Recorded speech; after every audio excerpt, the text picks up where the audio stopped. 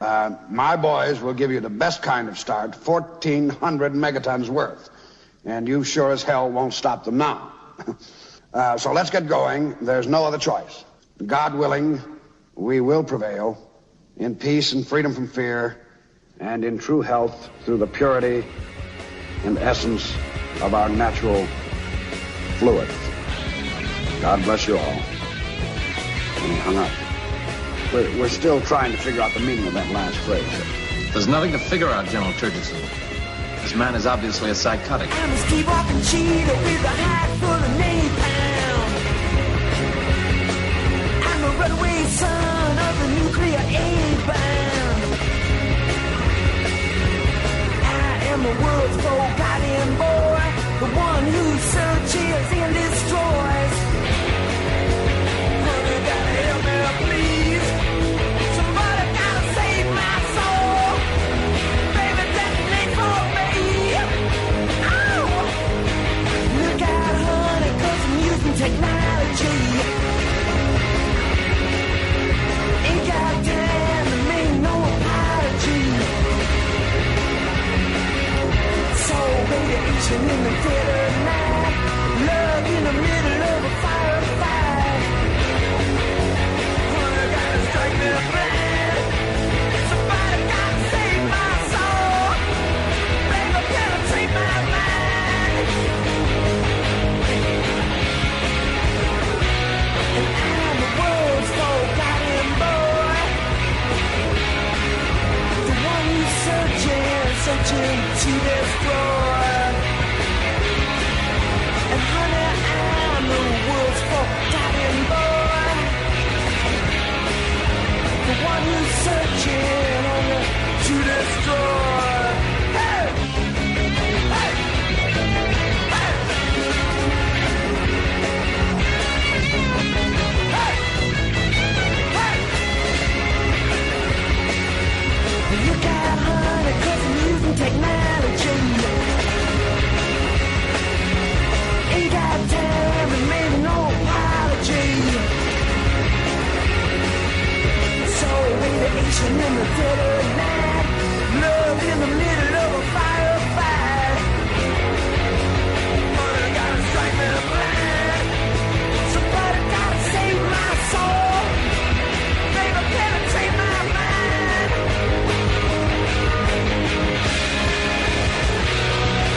I'm the world's forgotten boy, the one who's searching to destroy. And honey, I'm the world's forgotten boy, the one who's searching to destroy. Forgotten boy, forgotten boy. Forgotten boy, said I. Yeah, forgotten boy, said I.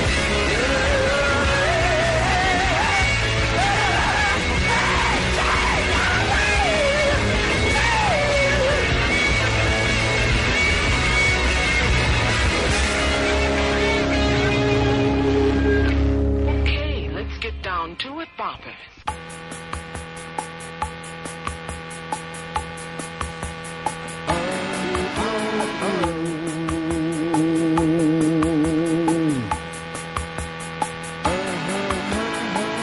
Hiya, buddies. It's the Ron and Fez show. Mooch started us off with some Stooges this morning. Sounded good, but unfortunately, some bad news there. Earl, what's the story?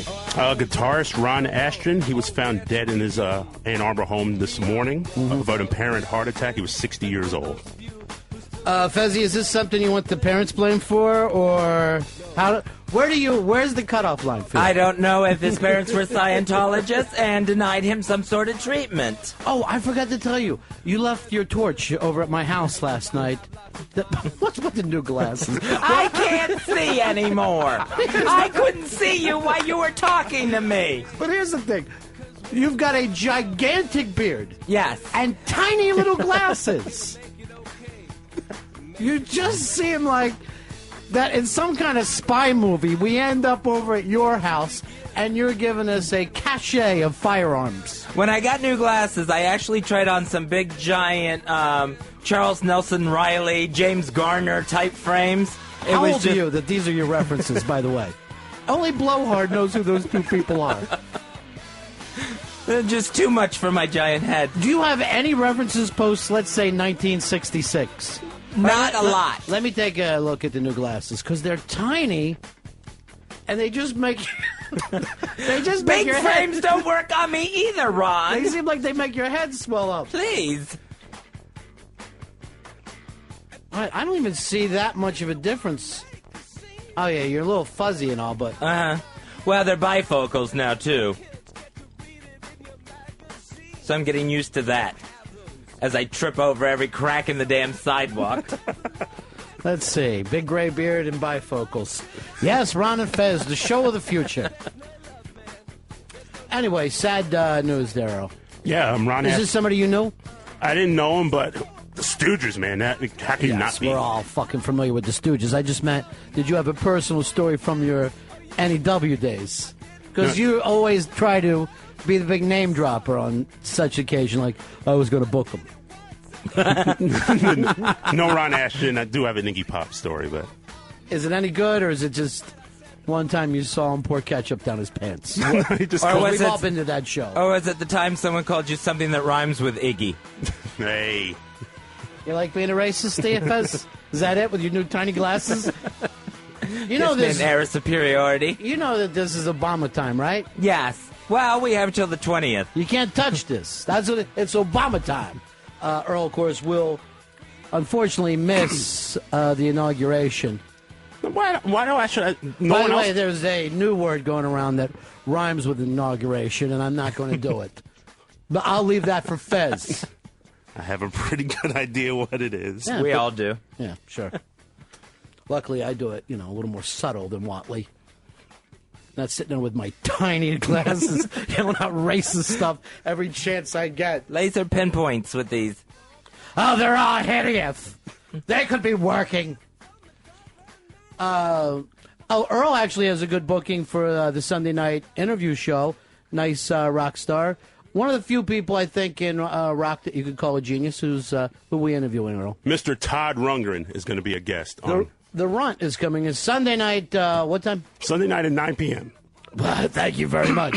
Sunday night, 9 p.m., the great Todd Rundgren on All right, let's Ron get Benton Interviews. now. Let's get a thread on ronfez.net that Earl has cancer. Don't even inhale. It's a cigar. Stop your worrying.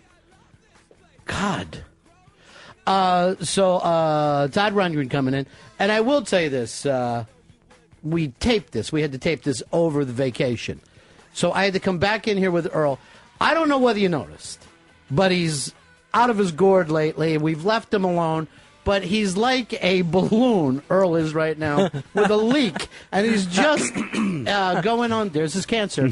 He doesn't seem to know where he is. And Rundgren came in here. It was just me and Earl and Hicks, but Earl met him downstairs and brought him up. Here's what always kills me. The real big stars come in by themselves. Some little fucking kid who just has a movie out has, 18 people with them. Legends are like, no, I don't need anything. I'll be over there. And like when he's left, he's go like this. Plus, I'm going to go do some Christmas shopping now that Christmas is over. All right, I'm going to, for 40 years, you've been a rock star. I know you don't need to worry about these big half-off signs that are going on. But anyway, it's one of the few people, like I said, the guy, if you just looked at his producing work, the albums that he produced are ridiculous. Yeah, I mean, New York Dolls, Meatloaf, Patti Smith. Yeah, it's a ridiculous career, and then his own hits. But Earl is like nutty with him. And I walk out because I see Rundgren looking weirded out. And I just come walking up, and he says to Earl, vacation panties? What are you even talking about? And as I'm walking up, I just turned around and walked back in here. Fuzzy, don't even bring it up. Okay. Let's never find out what he meant. Vacation panties. You're out of your mind, Earl. Is it when you took this rover position that had you so confused with the show? I'm just in a period of overall transition right now. I'm a little scattered right now. All right, I don't think I'm... Earl has been in radio now for I believe, 50-some years. No, this is my 20th year. All right, his 20th year of rocking the Bay. From the beaches to the pools, nobody rocks like Earl Douglas. And in 20 years, you're no more comfortable at the mic, on the telephone, in the hall. It's crazy.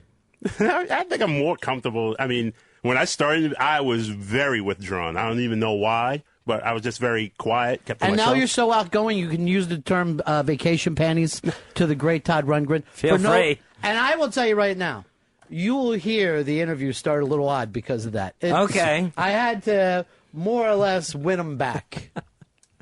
That is this coming Sunday, 9 p.m. in the East on the Virus, Sirius 197 XM 202. It's going to be it's going to be interesting. All right, this is an email we had sent in to us, Fez.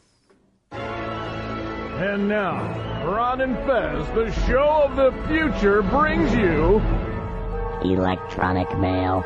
Mail sent electronically. And this one, Fez, I believe, came in by BlackBerry. So this show of ours, on the cusp, it says, I have a question. I'm going through something with, and this is from Ryan, I'm going through something with my wife right now. But have you ever heard of an adult faking sick for attention? In other words, I think we know sometimes that children fake sick so they can stay home from school, what have you. But have you ever heard of an adult who pretends that they're sick so that they can get love? I think probably my grandmother used to do this. So you're going to say your grandmother rather than yourself? Yes, I am. I have a very real heart condition. That's not the condition I'm talking about. Mental. Nothing's wrong with you.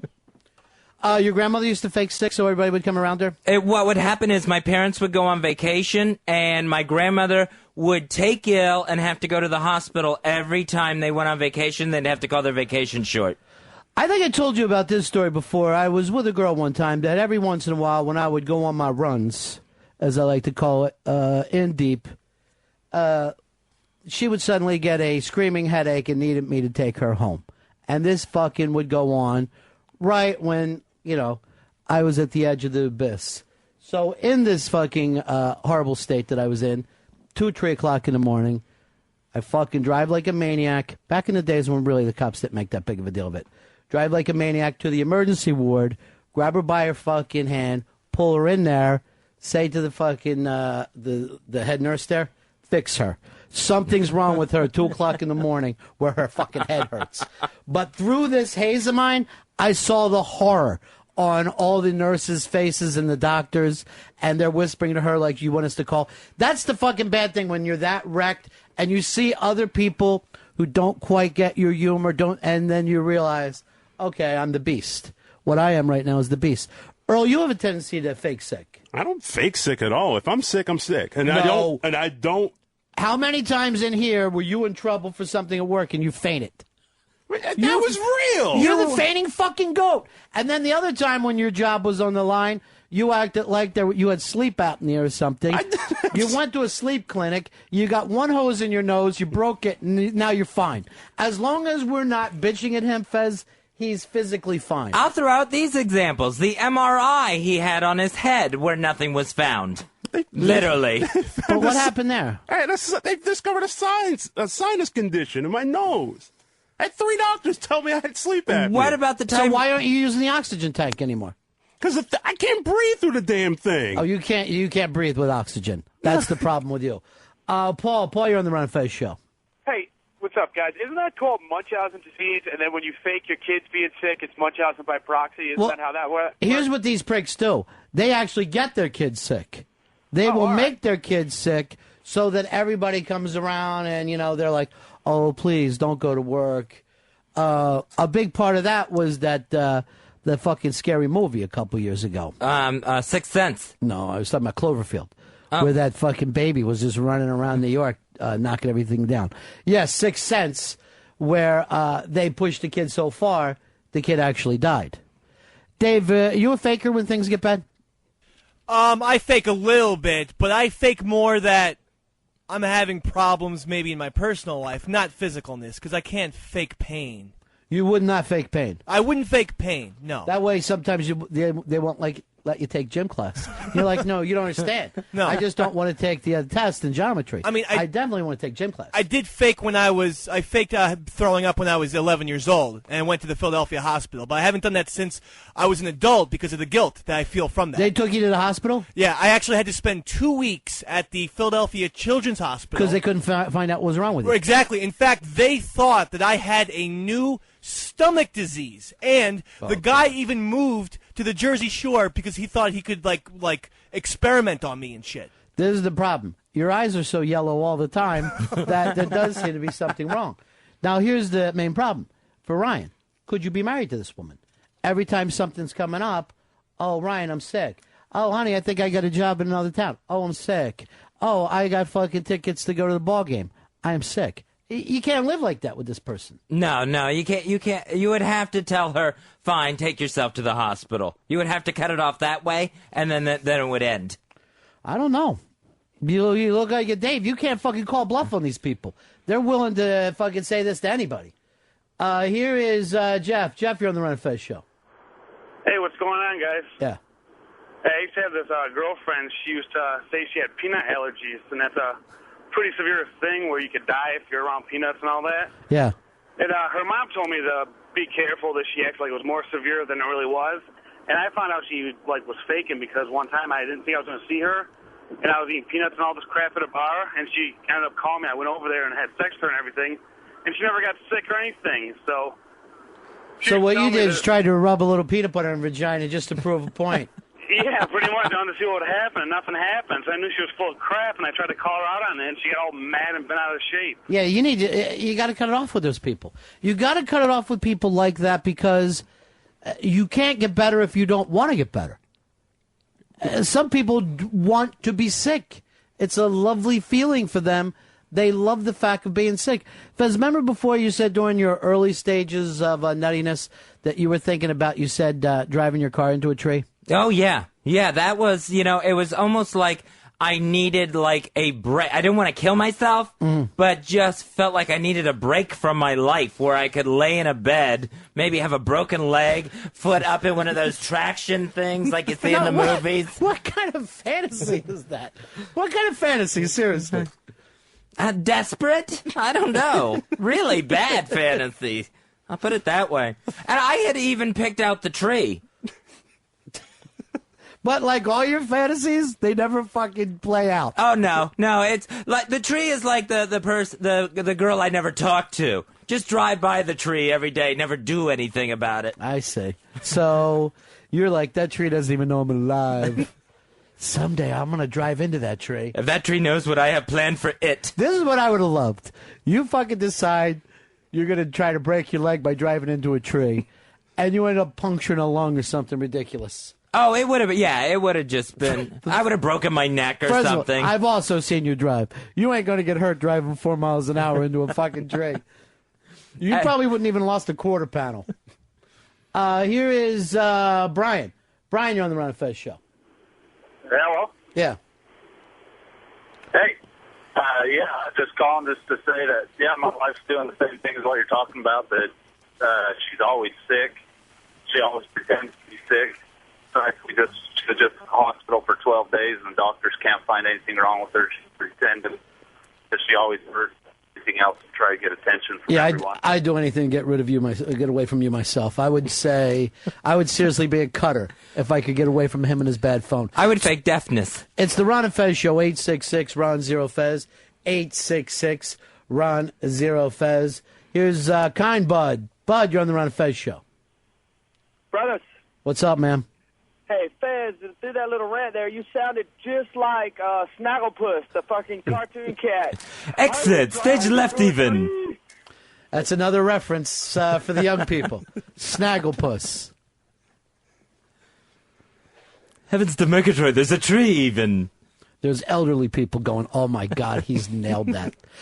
Hicks, are you familiar with the voice at all? I don't know what the fuck he's talking about. I'm sure not. What the fuck? He's a pink puma or tiger or something that wears a collar and a tie. But what's the last fucking show you think that that they did with that cartoon? Oh, I have no idea. I'm going to get 64, 65. The Laugh Olympics. I thought he was some kind of Thundercat. I had no idea. He doesn't know what the Thundercats are. All he knows is his big beard and his tiny little glasses. Are we getting pictures up of the new beard contest today? Yes, they will go up shortly. Yes, they will go up shortly. We took them yesterday. Yes, they'll be up shortly. What? He needs time. You know, what are you moving papers around like these papers must have somehow? I just you turn into Anchorman. These papers. You know, no one shuffles papers like fucking TV people. They constantly need. You're only doing a half an hour a fucking day of. All you're doing is setting up a film thing. You should be able to fucking memorize that gig. You don't have to sit there with a stack of papers. I'd like to just go on there. What do these papers say? Nothing. Steve, you're on the Ron and Fez show. Ronnie B. Yeah. Yeah, my wife, every time I went on the road for work, would toss out the suicide card and say, if you don't come running home, I'm going to kill myself. And first time I ran home and brought her to a shrink, and second time she tried it, I came home to protect my kids, and third time she tried it, I said, have fun. And she tried it about 3 times after that. Did she finally do it? No. Everybody has dated crazy pussy where you found yourself on the fucking phone 3 o'clock in the morning with her going like this. Just fucking do it! Blow your fucking head off then! I don't give a fuck! Pull the trigger! And then you hang up and a little while later, fucking phone rings. You're crazy and I am going to kill myself. All those things you said to me before were lies. Wasn't a lie. Stop acting fucking so bizarre. Oh, Fez, you're so lucky. You're so lucky you won't point the fucking the car at that tree. You won't do it. You won't leave fantasy world into reality. Beautiful. Even though you got a chance here with the sheepy. Sheepy seems to be a little bit interested. Dizzy got a bartending book. Oh! Jesus Christ! Good job, Sheepy. Jesus Christ! Are you okay? Way to kill the fucking co-host. Sheepy, what did you just do? Patrick, you're on the Ron and Fez show. Hey, Ronnie B. You're exactly right. You hit the nail on the head. Women use pussy to drag the guy in. I got a buddy who got laid like a rock star. All of a sudden now, the girlfriend never leaves the house. Now he's sick all the time. That guy's diabetic now. Yeah, because the fucking stress will get to you. You can't live in a life of fucking stress without getting sick. Dis-ease. That's what it is. You gotta fucking stay at ease in this world. Mike, you're on Ron and Fez. Hey, Ron. Yeah. I work at a mental hospital, and we get patients with this thing called pica, and they'll swallow toothbrushes, spoons, their own fecal matter, anything they can get a hold of just for the attention. What fucking attention do you get by being sick? Hey, where's my spoon? Okay, I'm out. All right, peace. Here's Mike. Mike, you're on the Ron and Fez show. Mike, go ahead, buddy. Yeah, you're the pride of Pinellas Park, Fez, with that snaggle. Thank you, Michael. What did he say? I didn't even understand. That I was the pride of Pinellas Park, Florida. Well, you are. I believe that you're even on their Wikipedia site as being one of the big celebrities that came out of there. The notable citizens of people from Pinellas Park, Florida. Yeah. It's me and one of the Koch brothers from NASCAR. Who? One of the Koch brothers. All right. Earl, just stay like this. Earl, come over and look at the way he stares at me now with these little glasses. Am I glaring? What am I doing? Just stay like you are. Just stay looking at me. David, come on over. And this is what I've been looking at all day. I don't know. Can you see okay with them? I'm having trouble adjusting to the new glasses. They are a stronger prescription, and they have the bifocal thing at the bottom. You're looking at me like we're two guys in a steam room, and you're trying to make out who I am.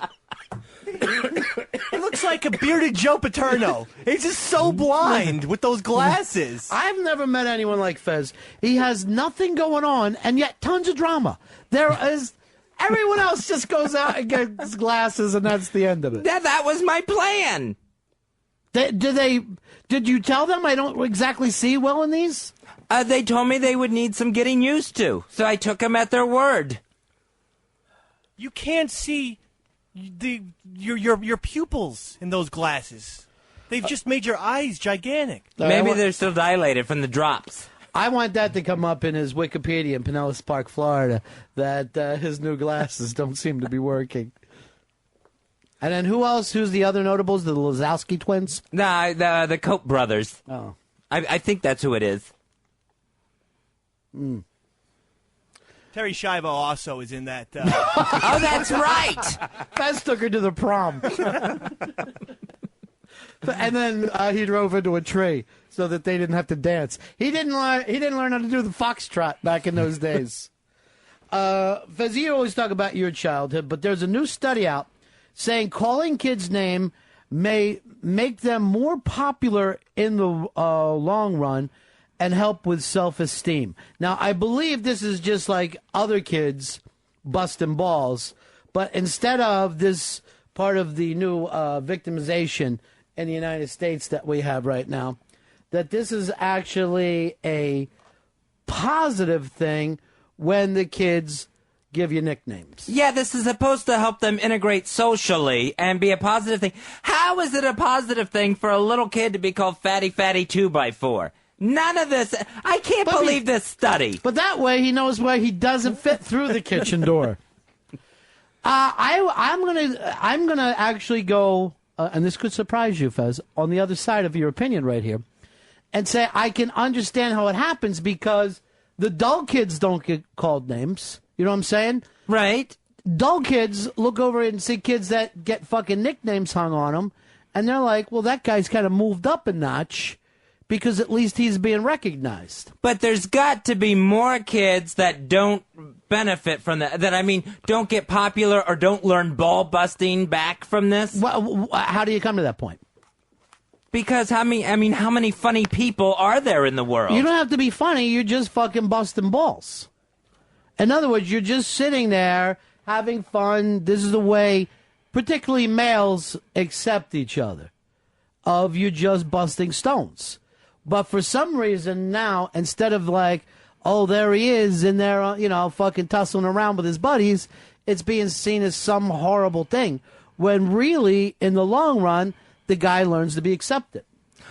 There could be some acceptance there, but it's not going to help a kid's self-esteem to be called chubby. Trust me on this one. I understand it. I was there. It's going to help his self-esteem if he learns to have fun with it. That's the point of it. And I'll tell you who's taught me more about this than anyone else. Eastside Dave McDonald proves that there is no reason to feel shame in the world today. Eastside Dave has drank piss, he's eaten his shit, he's done all these crazy things, and it is constantly forgotten about, put on the back burner by the listeners who now see him, believe it or not, as a creative person. Whereas that, for most people, would that not be the most horrifying thing that ever happened to them? Because you gotta look at things with like the bright side, you know? You can't feel embarrassed or anything. What does that do to you? It only drags you down. You never let yourself... No, here's the odd thing about you, Dave. You don't like to get a compliment. If I say after the show, hey, that bit was good, you brush that off right away. I feel like that's undeserving. I'm undeserving for that as well. Because you are what? Scum. Like, Scum. Okay. Well, I mean, but I look at myself as like a happy-go-lucky scumbag. You know what I mean? So if you have the light and as long as you're realistic, then what do you care? That's all I'm saying. Here's Nick. Nick, you're on the Ron and Fez show. Guys, how are you today? Good, man. It's the kids that make the best out of getting called names and don't end up go home and withdraw into a closet. We had a kid named Flem that hung out with us, and we were with the cool group, But he was one of us. We didn't care, even though we picked on him and gave him the nickname Flem. He was one of us, and he made the best of it. He knew how to use it to his best advantage. There was a kid in my neighborhood, and obviously he's one of these kids. He fucking struck out a kickball when we were a kid. He would fucking, seriously, we could have a kickball game. This kid would take the collar 3 times out of 4. Missing a fucking kickball. Impossible. Unfortunately, he had the last name Peters. So, nickname sucks. Stayed with him forever. But, anywhere we went, fucking Sucks was there. He had 0 personality. He fucking was a fucking dud in every way. But he was always invited because he had a great nickname and this great story. When we were kids, he struck out a kickball, and then everybody laughed, and he was fucking... And again, he did nothing to earn his fucking place in the world. Don't you think self-esteem, a lot of it is you're born with it? Because, I mean, other kids calling you, in my case, fire crotch or stuff like that, it's just not going to make a difference. Well, at some point, some people decide that they're so important that anything that happens to them is tragedy. Instead of, I'm just a fucking little person in a sea of little people. There you go. I'm here on this planet with everyone else. And whatever happens, it gets forgotten. And, one day this entire fucking planet is just going to be a big frozen ball. And then at that point, does it matter what the fuck happened? If you forgot to fucking pull your underpants down when you took a piss right through them, who fucking knows what happens? You got a good story, pass it around. We had a kid shit himself at school and picked up the name Poopy. Fatty pneumonia? No. Picked up the name Poopy Pants right away. That kid finally went nuts, had to be taken out of the school. Just had a big mental breakdown right in class. Yeah, or you could take it the other way. Hey, careful, I'll shit on you. Like Davy Mack does. He does not let it bother him. Now, for all the fucking people who say to themselves, and, a lot of the, kind of O&A fans or whatever, the ones that don't like Dave, they're like, Dave's a fucking cancer to the show, blah, blah, blah. You know who fucking loves Dave? Opie and Anthony. Their fucking heroes will fucking say to Dave, Dave, come to this party, but not these guys who see themselves as being so fucking, cool. Because that person doesn't fucking draw a fucking place for themselves. Pete, you're on the Ron and Fez show. Pete, we got you, pal? Yeah, it's Keith. Actually, I got a little something for Dave's self-esteem over there. 5 days and counting until the Giants are no more this season. Oh, boy. 5 days and counting. Till the city of champions take that bus. Taking the bus straight up 95 with one thing on their mind. Keeping Philadelphia's streak going. Keeping the streak going. The city that cannot lose, Philadelphia. Woo! Be very, very afraid, Dave. Push out, boys. I am. Have you guys even ever heard of a city that was on a run like this? I haven't. Just championship after championship after championship. There's no stopping them. I'm trying to think. I'm a sports fan. I can't come up with anybody who has come up with... You're really that worried about the Eggs? Yeah, I am. I'm dead serious. That Westbrook could single-handedly beat the Giants. I'm not. It's not McNabb. Westbrook I'm actually could beat hoping that nobody else shows up but Westbrook.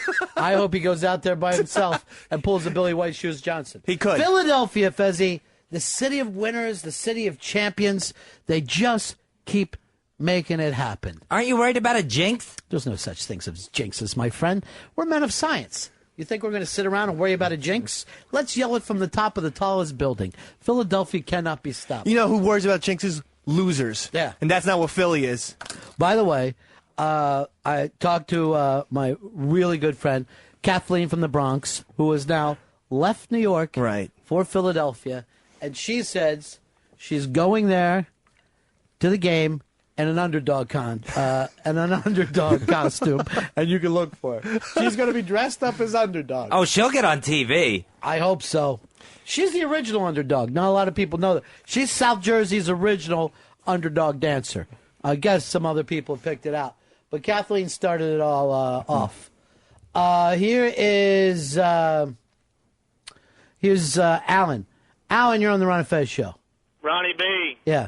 Had a kid in second grade. He had the Forrest Gump braces on. kickball champion of the world could kick it out of the ballpark. His name was Skip. Skip. Everybody wanted him. You don't even see kids in braces like you used to. I guess they fix it before you even have to get to the brace thing. We had a kid in my second grade class. He had braces and those little, they're like crutches, but they only go up to your wrists to help you. Yeah. And we would wait until the teacher wasn't around, and then we would hit him with our lunch boxes. And you know why? Why? I guess weakness. I guess there's an awful thing. Because I look back at this now. I can't remember that. Well, he had two things going against him. Braces, and he was smart. And I don't know what. I mean, you can be in kindergarten, and you're like, I hate that fucking smart kid. That smart kid is on my nerves right now. You were beating up a little Stephen Hawking over there. Whatever. Whatever. You know, you do things when you're kids. You wouldn't Right. necessarily do them as an adult. You've seen me around handicapped people. I don't swing at them. No, not Back physically. in my mind, I'm thinking, you could be had, motherfucker. You could be had. Tim, you're on the Ron and Fez show. Ronnie, you're killing me, man. What's that? Philadelphia teams, man. You can't do that to us. What are you, crazy? It's the city of champions. Take a look at what's happening right now in Major League Sports. All the major sports. Baseball. The streak is going right now. The streak is going, and they can't be stopped. Now, Earl, your team today, the Yankees, having a big press conference. Yes, they're going to basically formally introduce their new first baseman, Mark Teixeira. Now, last night, Fezzi was walking back to my neighborhood with a neighbor on Park Avenue. And we see a paparazzi in a car with a long lens. And he goes like this. Hey, Ron and Fez, how are you? Big fan. And we're like, oh, hey, paparazzi. And he's, yeah, I'm here for that fucking new Yankee. I'm going to get a picture of him. I work for the papers. I'm like, yeah, you work for the papers. I don't think they fucking hire guys to sit out front to get a quick picture. That's the the name- papers, he Yeah. says. Not even like, I work for the Daily News. I was gonna say that's probably the name of his blog. He has a blog, johnsthepapers.com. Well, for some reason, these guys can get an extreme amount of money for a picture now. I mean, it's fucking crazy when you hear what some of these pictures go for. Why, I don't know. Well, I don't understand why anybody wants to see a picture of somebody. I think the freelance photography, for what they say, are making the papers cut their photographic staff. I read that in the Daily News. That they'll just take an AP or freelance photograph, and that's why all these guys are losing their jobs. Not to mention that no one's buying papers anymore. Yeah, the entire fucking newspaper business in gigantic fucking trouble right now. Sean, you're on the Ron and Fez show. Hey, Ronnie. Yeah. Hey, if there's no sports curses or jinxes, is it all right if Fezzi roots for Philly? If who roots for Philly? Fezzi? You know what? It's science. This has nothing to do with Fez Whatley, the world's biggest jinx. So what? Fez, would you like to become Eagle this week? Sure. Turn your back on fucking Tampa Bay once and for all? Well, I don't have a team in these playoffs. Yeah, I would love to pick someone up just for the championship run. So you're comfortable doing that? You're comfortable taking your team that you've backed since 1976? 76, yes. 1976. Oh, they're out of it. Now, let me put on an Eagles jersey and start and fucking stand next to Underdog doing the crazy Eagles dance as we're heading down Broad Street. You know what? I think I'm going to take off that day, too, for the parade. I want to be down there for the Eagles championship parade. Wow. Because remember, I gave you off last year. You did. Dave. Yeah, you did. Will you be calling in? No. I don't like to call in. Once I don't come to work, I like to just leave it behind me. Okay. The last thing I want to think about is the fucking listeners. Right. What do I care what they think? Well. I was just talking with Blowhard about this last night. He's discussed it with people like yourself, Fez, people like Earl Douglas, who don't know what it is to be a fan. They don't understand what it is to be a fan. By the way, we're talking about the paparazzi. Look what they're doing to this guy who thinks he's the new senator from Illinois. They are swarming this crazy bastard. Yeah, he showed up at the Senate today to get sworn in and was turned away. Could you imagine a bigger burr and fucking Obama's ass, this guy from his own state, is really fucking up his spot. Just literally making Obama and the Democrats look like idiots right now. And it doesn't help that this guy, Burris, is calling himself the Magic Man for whatever reason. Well, you try to understand. You try to understand he's the Magic Man. And. But I don't understand this, Fez. When your team is out, it's out. Doesn't mean that you can't continue to watch the playoffs. Sure. But what are you doing with a green and white pom-pom? You're out there and you're fucking backing up a team you don't belong to. It's the playoffs. You want to root for someone that helps make it fun. You want to all of a sudden, all right, my team's not in it. You might want to root for another team. To me, that's how you know when someone is not a sports fan. It's only a sports fan who would do that, who would just root for another team as if it's a soap opera.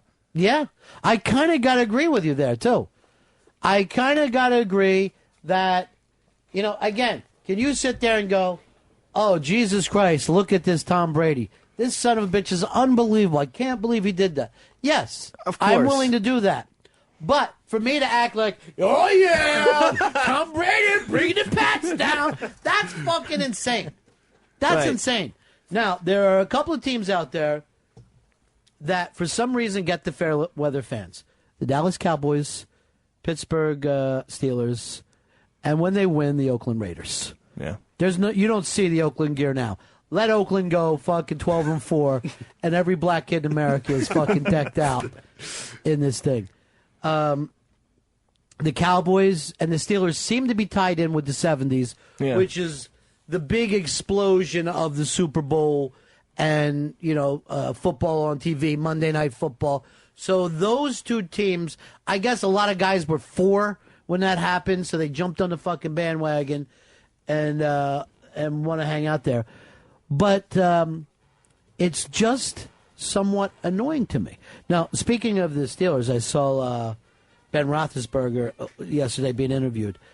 He's now on his 3rd concussion. This is such a violent fucking sport. Young man, 3rd concussion. The last one, he said he was so scared because his arms would not work. He's laying on the field. They're talking to him, and he can't move his fingers and his arms. Takes a couple minutes for that stinger to give its way out. This guy is not going to have a long career. Wow. And he's a very physical player, too. Well, he's got a fucking front line like a sieve. This guy's taking a lot of hits this year. And, I mean, I think he's a tough kid. But they get to him. They really do. And you don't even see him taking off the way he did when he first broke in there. All those guys, they come into the game and they're like, oh, there he is, peeling off another 12 yards. 4 years later, that motherfucker's throwing the ball in the dirt as soon as somebody gets near him. You remember Steve Young, how great of a scrambler he was when he first came in? And by the end of his career, he would scramble backwards 30, 40 yards. Well, he was a guy that had like 6 or 7. No, he had a lot, I mean, he had to leave. Yeah. Him and Aikman could have stayed another 3 years, but they each in the hospital. I think they had, like 7 or 8 concussions. Here's our good friend, the Blowhard. Hello, Blowhard. I've had enough of these front runners, these people who aren't even serious sports fans who bounce from team to team. And hearing Earl yesterday, Earl, I'm so disappointed. I cannot believe that you've given up on the Jets. You didn't give up on the Yankees when they lost the most humiliating choke job in 2004 to the Red Sox. How come you would never give up on the Jets? I just don't understand. Because the Yankees have 26 championships and the Jets have 1. Well, history is, it's not what you did for me yesterday. It's what are you going to do today? And my whole life growing up, Ron, we talked about it. Everybody was into the Steelers. Everybody was into the Cowboys. Oh, they like the cheerleaders. They like the uniforms. You want to be part of that identity. Well, then you're not a serious sports fan. You're just looking just for image. If you're a serious sports fan, you learn to suffer. It's like life. Think about those people in Lambeau Field who sat there in 20 below zero before Brett Favre was there.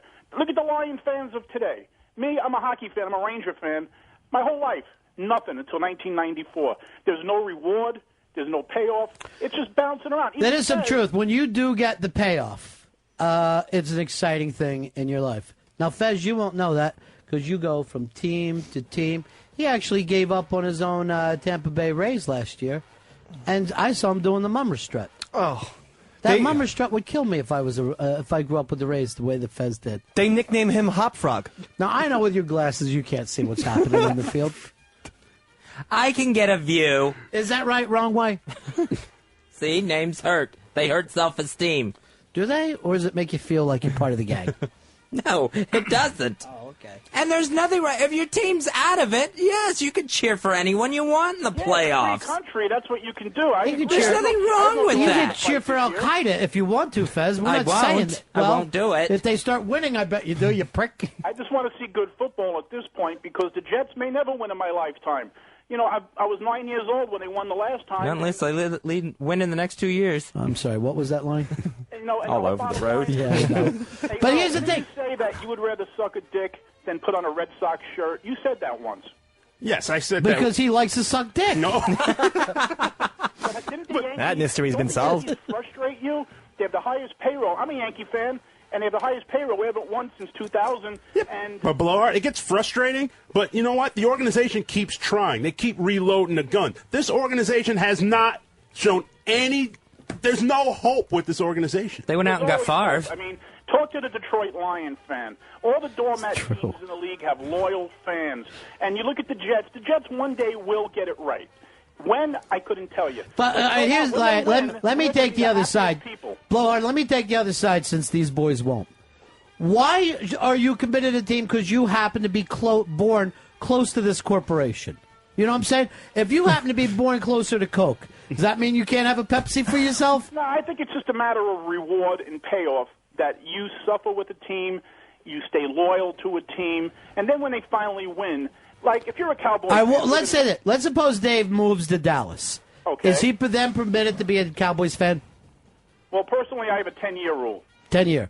10-year rule. If he's living there 10 years, he has a family member on the team, he gets a job with the organization. Oh, I like the idea of family member on the team or a job with the organization. Blowhard has thought this out. Well, then I'll root for the Brooklyn Cyclones. I would. My cousin was there. My girlfriend sends me Jaguar stuff. She likes me to root for the Jags. And the bottom line is this. I told her, I said, whether I stay in New York or move down to Jacksonville, I'll never be a Jags fan. I get season tickets, and that's if the team even stays there. But let me tell you something. Yeah, there's no one in Jacksonville should be a Jags fan. That's not a real fucking... I hate to say it's not a major league city. Well, I've been there many times, unlike you people. But the point is... You don't know when you're in the city. Brooklyn, I'm going to be rooting for the Knicks. Having one tall bank does not make it ready for you to have a fucking team. They have a Papa John's there, though. Okay. Well, you got me. And, you know, Kathleen, she's an example because she married into the Philadelphia thing. She's been away from the Bronx now for about, what, she told me 11 years now. But underdog? She's in. She's a Philly person. She can strut all she wants. But if you're some guy down the block from me and you're buying a Chargers jersey tomorrow because you like this guy, or I just don't take you seriously. That's just my opinion. I just don't think that you can just bounce around because back when Jordan was popular, how many people were wearing the Bulls jerseys? Yeah, now, again, I watched a lot of games that Jordan played. I thought it was fucking fantastic. I thought the team was great. Love watching them. I've liked watching the Lakers at different times, the Celtics at different times. But if they play against the fucking Sixers, I'm going to root for the Sixers. Exactly. That's the key. I watched the Knicks all those years with Patrick Ewing, and the guy took a lot of shit. And the guy never had a second player, a second all-star, which would have put them over the top. And yet I keep on hearing, oh, the Knicks suck. Hey, the Rangers suck. I mean, what does that mean? Do I have to like a team that wins every year? And I just can't understand the mind of people who... All right, here's some people want to talk to you. Here's Joe. Joe, you're on with the Brooklyn Blowhard. Hey, what's up, guys? Real quick, if you don't have loyalty towards players, like I was a big Chad Pennington fan, and I was at the Jet-Dolphin game, and besides the fact that 65% of the people there were Dolphin fans, and the other 35% were rooting for Chad, it's kind of hard to sit there and be loyal to a team when the team is not loyal to the player. All right, now, and this is basically Earl's argument. You're saying that the New York Jets organization is not, it's the second-tier team. There's no doubt about it. Oh, yeah, absolutely. And they're not showing anything of that's bothering them. Yeah, they're not bothering them. The fact that they're sharing a stadium with the other team, that's an insult enough. Well, why aren't the Giants insulted by that? Oh, because the Giants have been making a fortune off of this for years. But the other side of it is that they don't show loyalty to the players and worse to the fans. You're basically telling the fans, pay us, we might put a good product on the Hey, field. what I'm do going to guarantee you. Not being a Jets fan, who are you rooting for? You've never put up a buck for any fucking team, so you don't, unless you get radio tickets, you don't fucking go. Here is Michael. Michael, you're on Ron and Fez. Yeah, Ronnie, why don't you do yourself a favor and enjoy this whole Eagles scenario, playing your music or what have you. I was born in Dallas, Texas, and I live in New York, okay? When your team wins 5 Super Bowls and 18 championships, then you start crowing. Because you're going to get buried anyway. You and the Giants. Let me tell you right now, there is nothing fucking Dallas about this guy's fucking voice. You, my friend, are a fucking fair weather fan. Oh, bullshit, you were born. Let me tell you something about my Dallas Cowboys. Know what I'm saying? He watched Dallas in He's 1980. fucking Mafia Life Chris. And let me tell you something else. My buddy G-Vac, we love the guy. He's a sports retard. He roots for teams that have nothing to do with Jersey. He hates the Devils. He hates the Yankees and Mets. He can't stand the Giants. So he asked G-Vac, who's your football team? For years it was the Bengals. Now he says, because they have too many criminals, he gave up on them and he's looking for a team. He said he's a man without a team. Plus he goes for the Cincinnati Red Wings. Here's Dave. Dave, you're on Ron and Fez. Thanks for the inside stuff. You cannot have a loyal sports fan when you don't have loyal athletes, you don't have loyal management, you don't have loyal owners. If you're a fan of the sport, then you'll watch any game that's on. I don't care if it's Dallas and Cincinnati, New York or New York. If you're a fan of the game, you're going to watch the game. All right, Dave, everybody agrees with you, but you do what Fez does, where suddenly now you go out and get the other jersey, and you start. I went through him all during his Rams period. What was that about? Get as many jerseys as you want. And if you're watching a different game, throw on a different jersey. Because you know what? Only 2 teams play at a time. There's not 40 teams playing all at once. All right, I understand all that thing. We're all going to watch whatever game is on. But when you start saying, we kick the shit out of the Bears, well, then you fucking literally are saying we like you're part of that. Yeah. Here is John from Florida. You're on Ron and Fez. Hey, how you doing, Ronnie B? Yeah, good. Fezzy, Yes, John. if you root for the Eagles, you are no longer welcome in Pinellas Park. And I'll go to your house and tell your mom your secret. She knows. Who made you the mayor? I am not Burris from Chicago who's going to get turned away at the Senate. I can root for whoever I want. You're back on the Rays. I mean, come on. I did You not did attack the Rays. I attacked the Rays fans. It's those fans, that's that town that turned their entire back on that team by not showing up for those games when they really needed it. They're disgusting. I think they're going to be there next year, though. They just finally found out they got a baseball team. Yeah. All right, Blowhard. I'll talk to you later, buddy. They just signed Burrow, too. Say it, peace. 866 Ron Zero Fez. 866 Ron Zero Fez. Steve, you're on Ron and Fez. Hey, what's going on, guys? Yeah. Hey, I was just wondering, is a bearded Joker a fan of the Eagles or the Giants? The bearded Joker. I don't know where he is. Is that bit gone viral yet? Is it really starting to viral out there? I've heard from my people tell me that the bearded Joker's his video far surpasses the original video that was done by Opie. Yeah. And also my spies claim that Opie is claiming to have nothing to do with that video. Wow. So there's a lot of mystery behind this video war. What do you mean by behind? Between and behind.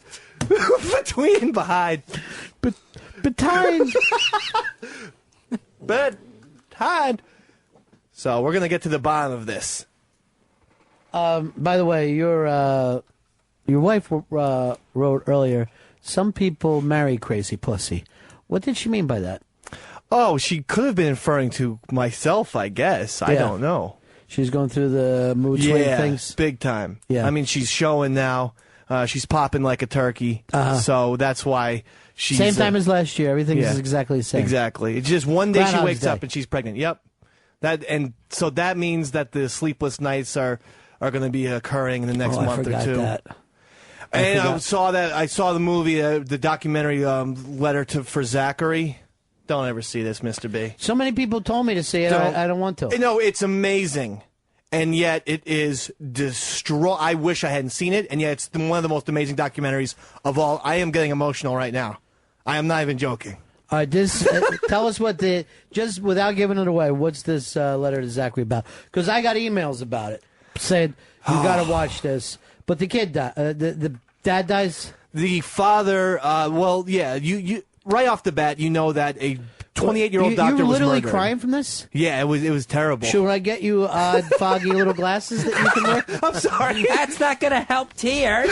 You see me at all? I see you. You're flipping me off, Stone Cold. Stop it.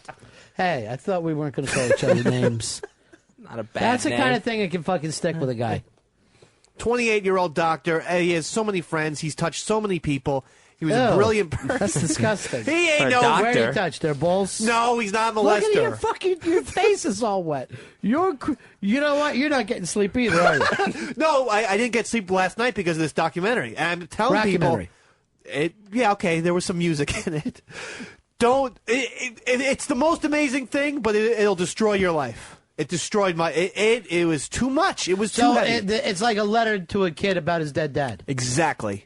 And listen, we learned right off the bat that the dad was murdered by the dad's girlfriend. This is not the surprise. No, this is not the twist.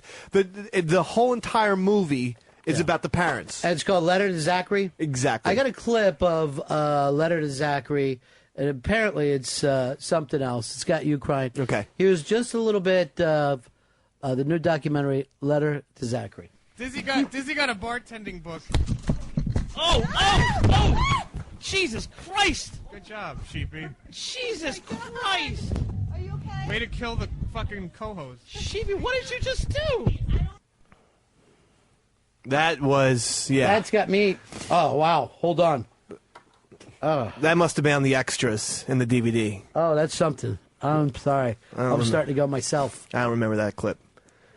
And I don't want to ruin, because I know a lot of people have kids, but this Marley and Me, it's so cute and adorable. You got to take your children to it.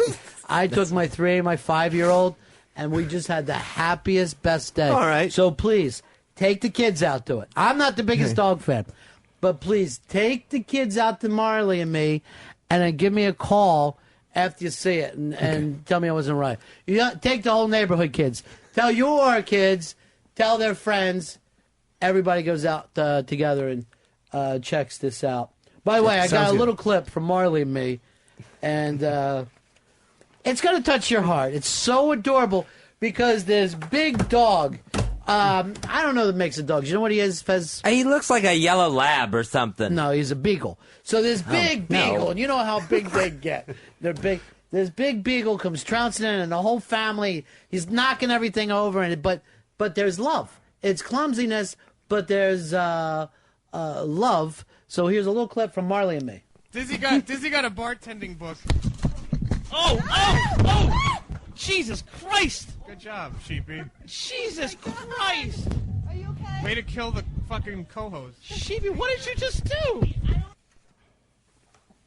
Oh, that dog is funny. something. You know what? He's incorrigible. You can't courage this dog because he's incorrigible. Now, Fuzzy, I know that you have a line of things that you don't like to see on TV. You were telling me before about some of the feminine products get on your nerves and stuff like that. Particularly when you're in a mixed audience. You might be sitting there with family members, mom, who, and it's not the kind of thing that you want to sit through. Right. You get queasy. Yeah, exactly. I don't want to see that kind of what I consider personal stuff on television. Now, one of the family stations, would you not say AMC is one of the ones that you would consider family stations? Oh, I totally would, yeah. It's the American Movie Classics. You're not going to hear a curse word. You're not going to hear anything. Now, Fez, I am not making this up. This is a commercial. It was on AMC last night. And we actually looked into this, and this is the actual commercial. They have a website and all, but you can listen to it. I think you can pick it up, but we'll also explain a little bit. So a couple of girls are talking. Is that what I think it is? Yeah, it's new from Trojan. It's that vibrating touch that everyone's talking about. Yeah, It's a the finger little dildo. massager that goes right on the tip of your finger, huh? Wow, it's so cute. Yeah, my girlfriend has one, and she's been raving about it for weeks. In fact, she told me that you could actually Oh, okay, I have definitely got to get one of these. you and me both. Does it say where you can get one? Let's see. Relax, girls. You can get them right online. Well, that's where I got mine. Finally, a personal massager that women aren't afraid to talk about from Trojan, a brand you know and trust. To learn more or to purchase, go to vibratingtouch.com and hear what real women are saying. It's so small and discreet, and it comes in this awesome little bag. It's good for a relationship, let's put it that way. For complete details or to order one for yourself or as a gift, go to vibratingtouch.com today. No, that's on the AMC thing. That amazes me. I mean, if you're watching a movie on AMC, let's say it's a Mickey Rooney, Andy Hardy movie or something, Right. and then this comes on. It's a little vibrator that you put right over your finger, and as the girls say, it feels so good, I wish I had two clits. She actually says at one point, you can even go to the website, they'll tell you how to use it. But then, of course, the old lady leans over, and it's a kind of a Harry Met Sally. And you see her, like, looking with the two broads are talking about this. And then finally, here's where I got mine for my old vagina. And they're actually showing it. They're showing it on the finger. They're showing it what it looks like. There's nothing discreet about this commercial at all. And that's on American Movie Classics? We'll probably show it during Steel Magnolias. All right, Deb tells me it was playing during the Star Trek marathon. Or maybe that was a Star Trek movie. And then Casey says, I'll take two, thank you. One for my A's. Jesus Christ. But really, here's what I like. It's discreet. Oh, great. That way you can use it in the subway. What do you mean discreet? What do you need it to be discreet for? And you're going to have a hand crank dildo because you're going to use it in your fucking room. And it comes in this handy pouch. Yeah. Where it's Convenient. like- yeah, well, guess what? You just showed the pouch. You pull that pouch out now, everyone knows what's in it. They know it's the vibrating touch pouch. You ought to get one. It sort of looks like a vibrating thimble. That's the way it sort of But looks you ought like. to do it and go, it's made for women, but I like it too. It looked like a fishing lure to me.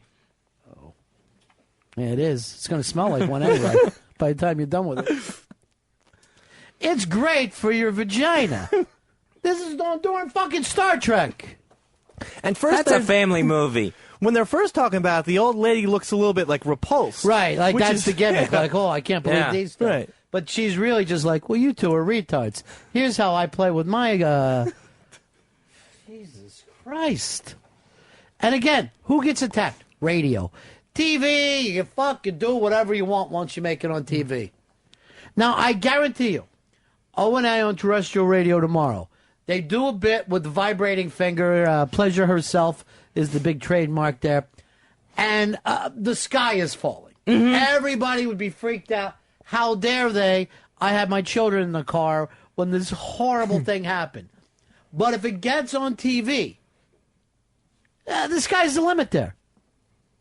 The sky's the limit. Or if it was a man. And take these clips, clip back your pussy lips, so it's easier to get in there and dig with your vibrating finger. And how is this the mini vibrator that everyone's talking about? This is the first I've heard of it.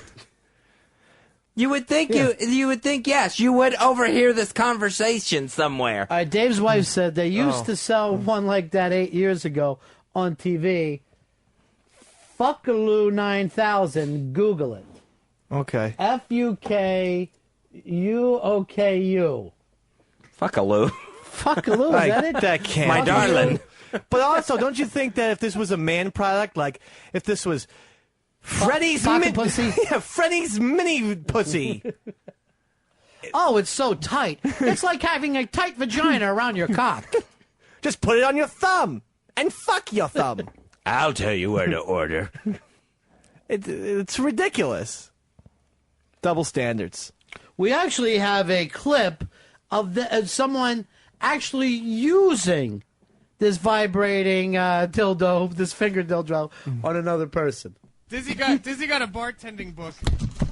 Oh! Jesus Christ! Good job, Sheepy. Jesus Christ! Are you okay? Way to kill the fucking co-host. Sheepy, what did you just do? It's too much for me. It's too much. I know you don't like that. No. You don't want to get a little slug on the end of your finger there to play with? No, I don't want this thing. And I don't want it advertised while I'm watching classic American films. It's so small, you could lose it in your vagina.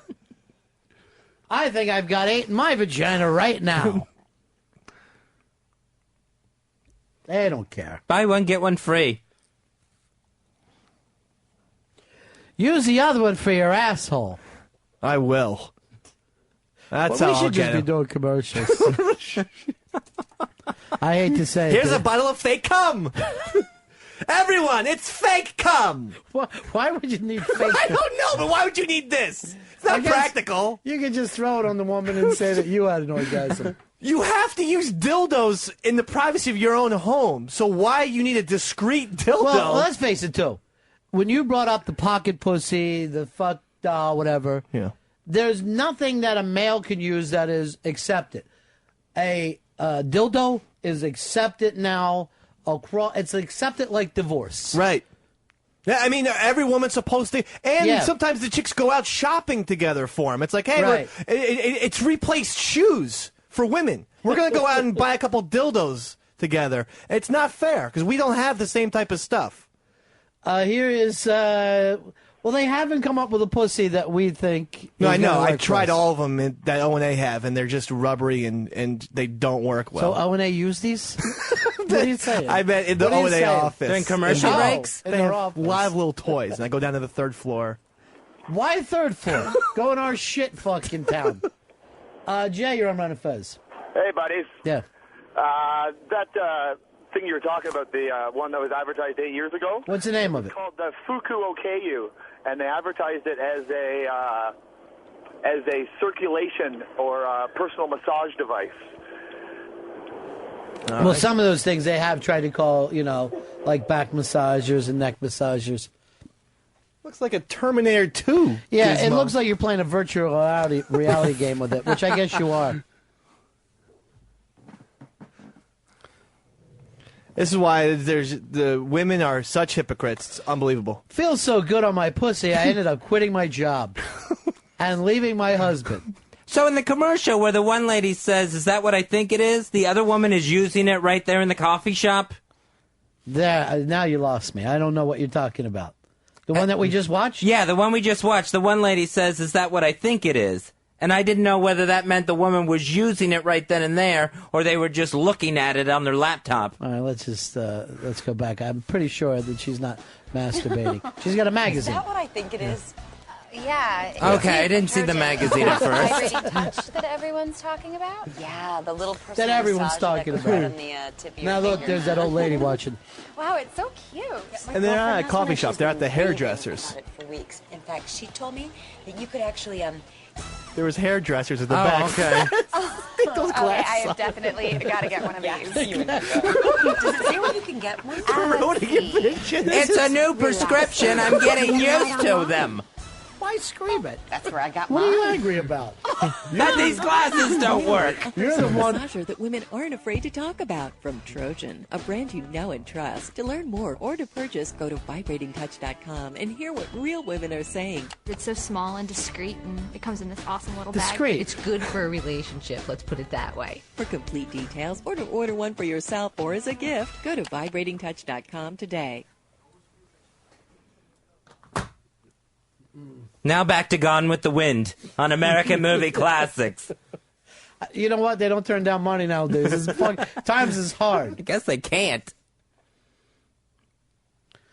Can you even see from there? You're fucking 6 feet away, and you're seeing all the wrong shit. Yeah, maybe I can see too good, and I'm seeing into the next YouTube video or something.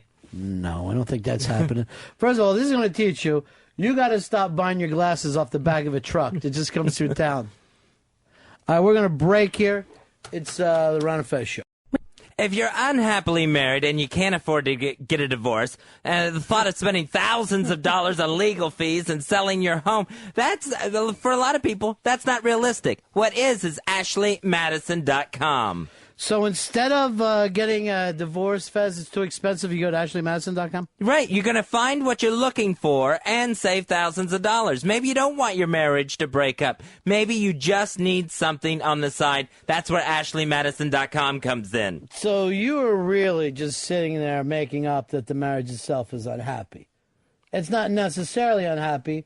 What you want is a little strange on the side. Sure, maybe you just need something a little bit more outside of the marriage. Then I say take a little responsibility. Don't blame the marriage. Just say to yourself, I'm a cheating dog, and I got to get out there and dog cheat a little bit. AshleyMadison.com. They are the #1 dating service for married people who are stuck in unhappy relationships and looking for something more. Fezzy, I'm able to search on this all the time. I do it right off my laptop. I did it at church last Sunday. I was sitting there with the wife and the kids, just going through the app, Ashley Madison's, checking off one. At one point, I just turned the laptop to my son and said, see this? I'm going to destroy it. That's got to make church go by a lot faster. It's none of your business, Fez. That, for me, is a personal place. That's between me and my maker. But what I'm saying, it's morally correct. It's morally correct to go out, and you don't go bothering your wife and your kids with this. You go out on your own. You do what you have to do, and hopefully you'll meet a broken woman who's in an unhappy marriage. She probably was, abused as a child. And here's your opportunity to say to her, hey, honey, one more time. One more time. Let's put on those boots, and let's make it happen. It's almost like the movie The Wrestler. She's up on the top rope. She's beaten. She's a broken down piece of meat. She's not the gal she used to be. Right. But you know what? What? You're going to make her feel like you're going to take her to the limit. You're going to put her over, and she's going to wear that strap.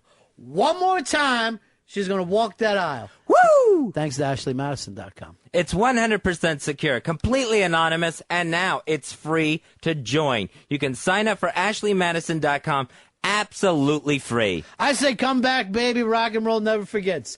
Little Bobby Seger put it best, Fez. One last time, honey. Put it on. So join right now and change your life today. AshleyMadison.com. Find your lovers here. When Earl went boing, the doctors discovered he was on haloperidol. Gordon, there's some curious linkages here. The word linkage reminds me of sausage. Never cared much for the links, preferred the patties. But breakfast is a real good idea. Bonsai. Remember those old World War II movies? Bonsai!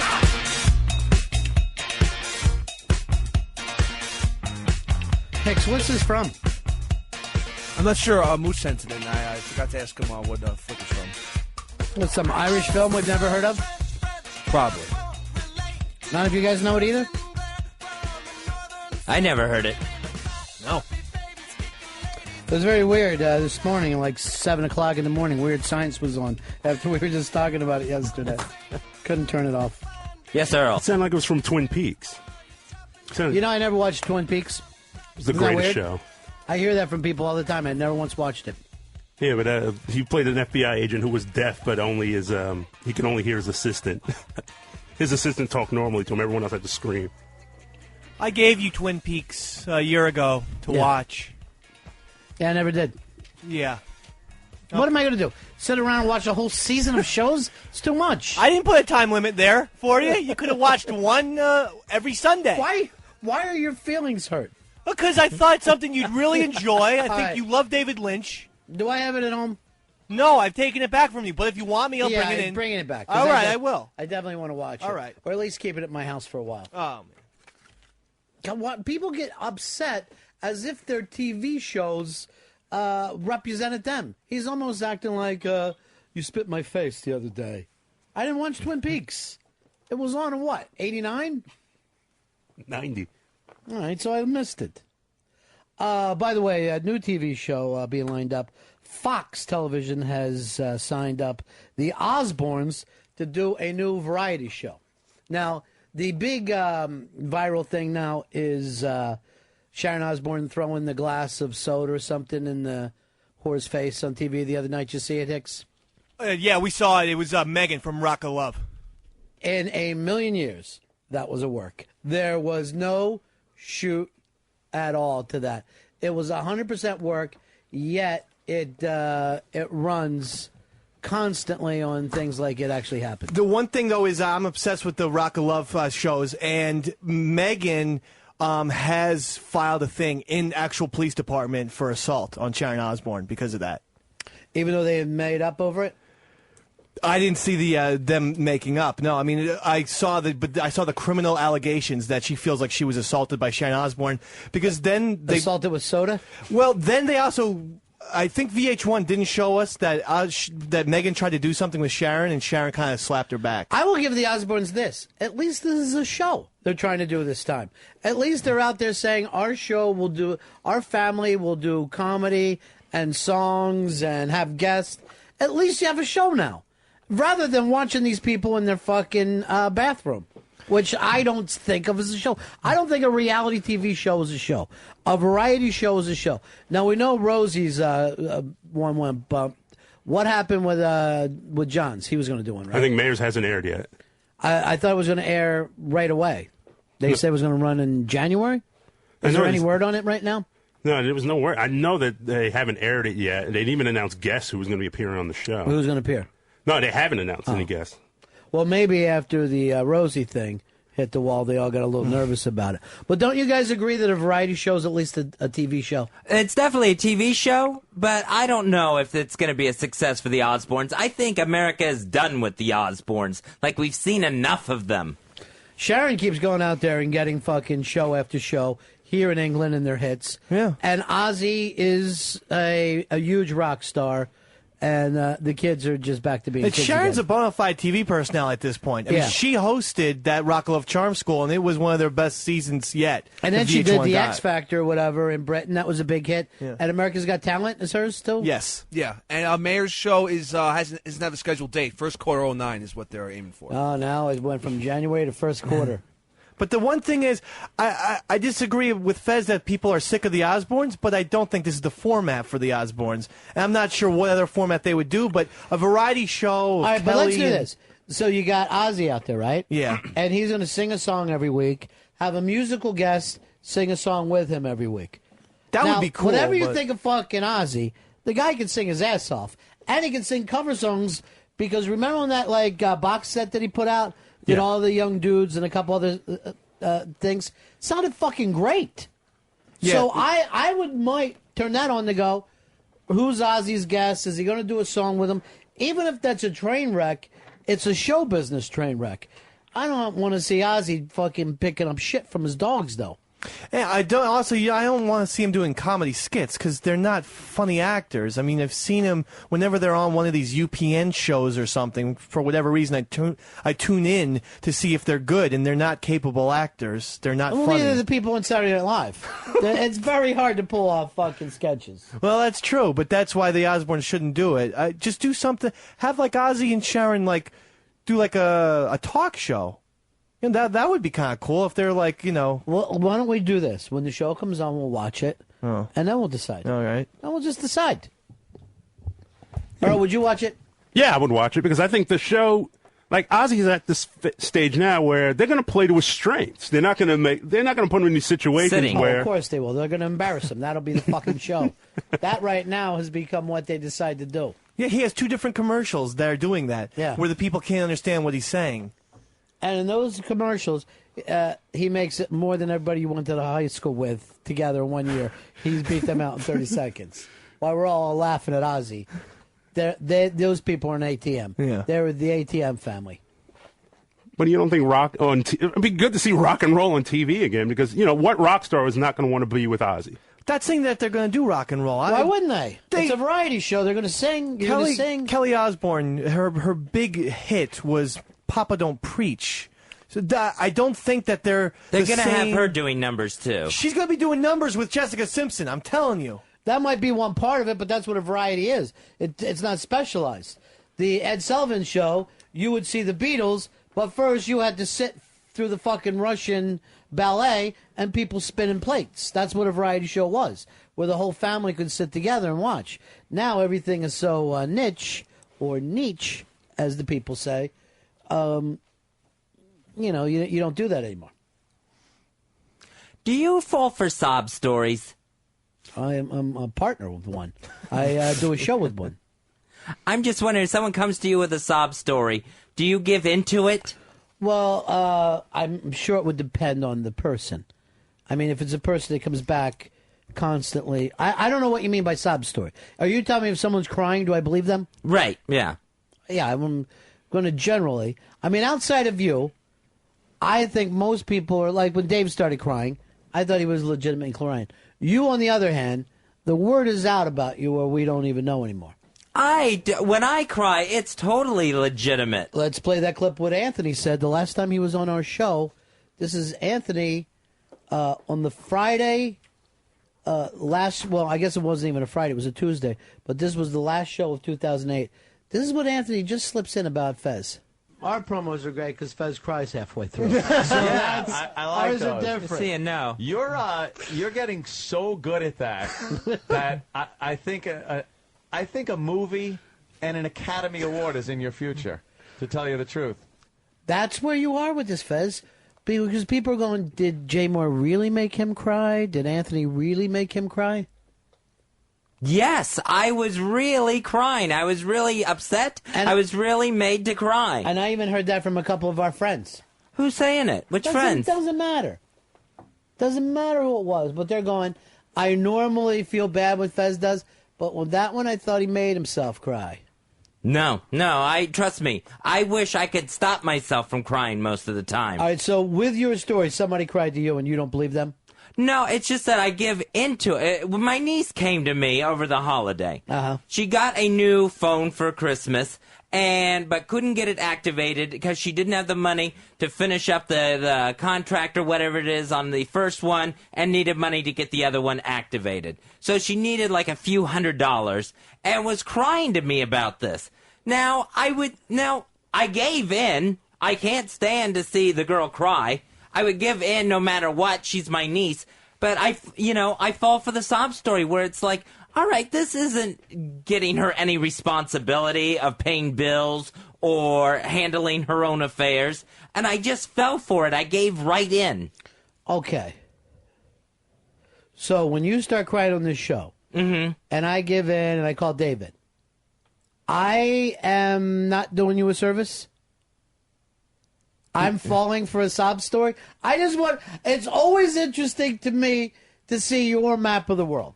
Right. Well, I'm just wondering, I mean, trust me, mine are real. I get really upset. I don't know about my niece. But why would you, since you get your feelings hurt, that we wonder if sometimes you don't think if I shed a couple tears, I get to float for a while, you know? Because face it, a lot of people who listen to this show blame me for your tears. They blame Dave for your tears.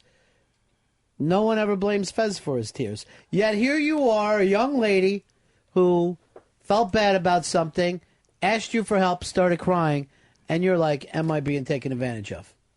Yeah, well, I guess in a nutshell, that's it. And I do blame myself for my tears. I know I'm too sensitive. So why don't you see her as being sensitive? I mean, she's really sensitive. I mean, but you're saying that as a negative. Right, but I mean, I don't know what I'm saying. I want to say this to you. I have this fucking theory. Anyone who feels like you're going light on the dope with them is because they go fucking light on people. It's always a guy who's like a thief that worries that he's being stole from. So for you not to believe in a fucking, I think deep in your subconscious, it's the same way like you're saying you hated that your mom was a perfectionist at the house, and then look how you are with your cat. You scream at your cat. You do all the same things. Oh, so yeah. What I'm trying to say is a lot of times we tend to hate what we see in others is what we really fucking don't like in ourselves. Well, I would agree with that because I despise my weakness. And I'm weak in just about every area there is. Uh-oh, here we go. Here comes the sob story. And then it's going to be like, Ron's such a dick for bringing that up. And then Dave came in and took over the mic. No, this is me taking responsibility for my own tears and my own weakness. All right, so your niece needed to borrow a little money. Right. Did you have the money? Yes. Stop making a big deal out of it. If you were a guy living hand to mouth, this would be a fucking story. Mm-hmm. If I announce right now what this fucker's taking home, you'll be furious. I should be the one crying since he hasn't paid me for Dave's Choice. He hasn't paid me for breakfast in 4 shows, Mr. B. Dave doesn't have money. All you have to do is remind me to give you the money. That's all you have to do. I forget. And then my nephew came to me last night on the telephone. He needed money. Give it to him. So I'm just wondering, am I being a soft touch here? I'll tell you this. One thing I know about you is you ain't a soft touch. You are tight. We could put coal in your ass and make diamonds, as we used to say back in the old neighborhood. Here's Tom from Madison. How you doing, buddy? Pretty good. Happy New Year, boys. Same to you. Is this the same niece that was potentially dating a married guy who the brother was getting a little, too observational with? Or Yeah, this is the same niece, yes. why couldn't she hit up her fella for it? Have him come through with some green. Maybe a ring would be coming with, divorce papers or something. All right, Whatever so came out of that. I want to get back in. So you got a niece and nephew asking you for money. Right. You gave the money. Yes, I did. But you're resentful of both of them. Well, I'm a little resentful. I'm a little suspicious. I'm more suspicious of myself. Where am I letting myself be taken advantage of? How are you being taken advantage of? Because they're coming to me and they know I'm not going to say no. But you got the money. You're definitely not being taken advantage of. This fucking money's chump change to you. Right, but still, I need to save for a rainy day. If anything, well, your rainy day is your family, right? You got any kids of your own? No, I don't. You got your niece and nephew. Yes, I do. You celebrate them all the time like they were your kids. Always, yeah. Then what are you worried about? What are you worried about? That I'm being soft in this area. Guess what? When you're in your deathbed, these are the 2 kids that'll be wiping your ass. You got nobody else. That's a scary thought. That's true. Who else do you have in the world? Nobody. It's your family, right? Yes. Then how are you a soft touch for your own family? What do you got to worry about? Just when it's like their responsibility to pay their bills. Like their mother doesn't want me helping them out. And I do it behind her back is what happens. So I don't understand what this. So you now feel guilty towards your sister. I feel a little guilty there. I feel maybe a little abused. How are you abused? Well, they're coming to me asking me for money when they know they're not supposed to. They're grown people, right? These aren't 4 and 5 years old. These are people that are adults. Yes, they're adults. And then how is anything they're supposed to do? How could their mother tell them who they can ask to borrow money from and who they can't? You have your own relationship. You know these kids since the day they were born. They're adults. You don't want to give them the money. Don't give it to them. But quite frankly, I don't see it as a big deal. I think you sit there and you help out, and that's a nice thing that you're able to do. Luckily, look at you. You have a positive look about it, and it's all nice for it works out for everyone. Quite frankly, these kids in their 20s, they should have nothing to do with their uncle. I got uncles by the time I was fucking 15. Right. Couldn't pick them out of a lineup. What do I want to do? Hang around with an uncle? I have my own life. You got these young people that still want you in their life. You're bitching because you got to pull out a couple C-notes? Well, you just paid Dave for the money you owe him. JT, you're on Ron and Fez. Hey, Ronnie. Hey. Hey, Uncle Fezzy. I'm a little late on my electric bills. Wonder if I could borrow a couple $100 to pay it. Absolutely. Here's what I like to say. You listeners are like Fez's family. You are family to him. Here is Mike. Mike, you're on Ron and Fez. Uncle Fez, I need $2,600 to pay my tuition. I'm not believing him. Absolutely. I am not going to write checks to all these people. Why do you feel like they're not being responsible?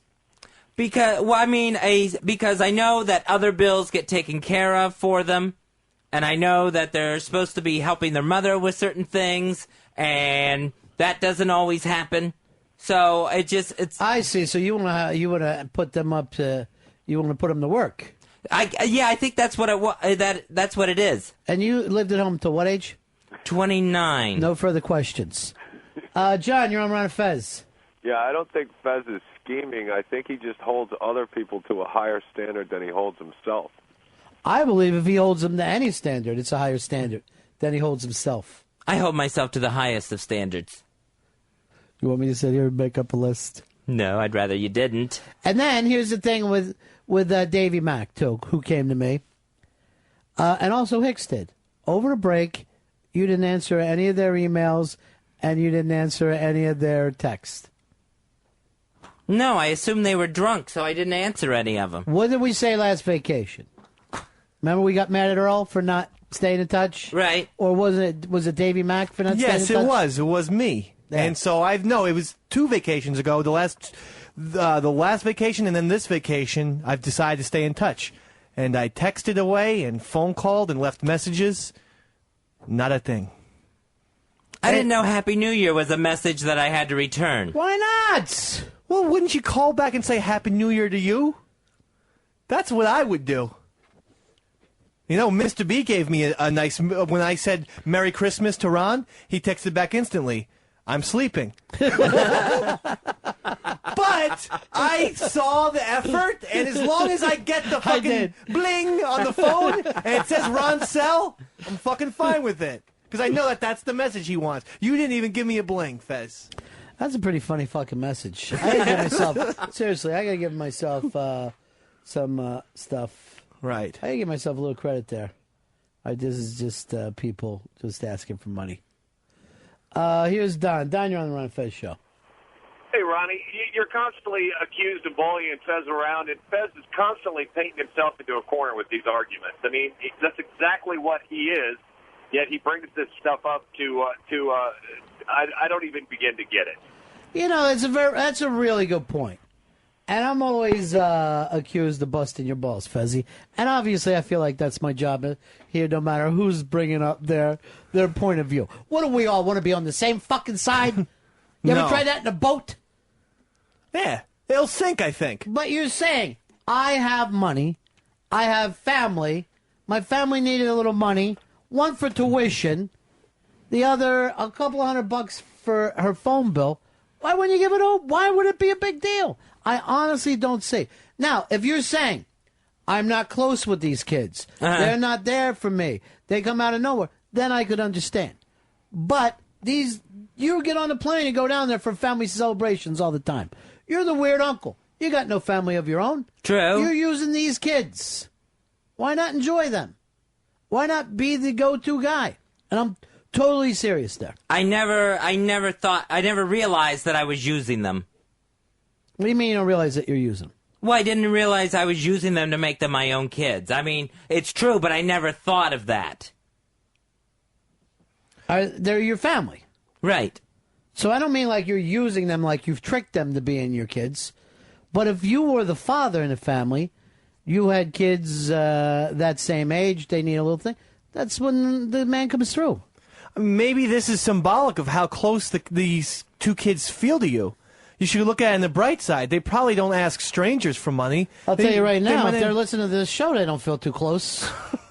I'd be crushed if I heard my uncle talking about that. But I'm saying maybe they might even feel closer to you than their parents. And they didn't go to their parents. They went to you because they see you more as a loving, generous person. And you just kicked them in the cunt after this. I kicked them in the cunt with a check. But I don't think that you should be referring to your niece that way. Or my nephew, I guess. Be a bad paper cut. Deb says, they're going to be the house that you go to for Thanksgiving someday. Make nice. I should get you a fucking T-shirt that says make nice. It's the one thing you need to learn in life. You're mean to that cat. You're mean to those kids. Speaking of Fez's cat, yeah. I went out and purchased something for him. Right. It's a cat workshop book, which I think he should be filling out. Right, let me say it. Yeah. All About My Cat is the name of it. It's like a cat diary? Exactly. Diarrhea. And actually, Ron, as soon as you get past the first couple pages, the first page with writing is great because the question says, why did I get my cat? All right, why did you get your cat, Fez? And because I thought it would help me think of someone else other than myself. It would help me get out of my own mind. Boy, has that worked, hasn't it? You fucking reach into that wallet and you're furious. By the way, here's a nice place up front for you to put a photograph of your cat. Yeah, as a kitten. There's like 5 pages of photograph pages. The cat through the years? Yeah. What are 3 things that made you choose your cat? Let's see. She was small. She was short-haired, so I didn't think she would shed so much. And oh God. And I didn't have to take 2 with her. I could just take her by herself. Some of the other younger ones, they insisted that you take 2 of them. So everything about the cat was how it would make it easier on you of taking care of a cat. Right. If you couldn't have a cat, what animal would you like to have? I would probably like to have a dog. Why'd you get one? I can't have one in my building.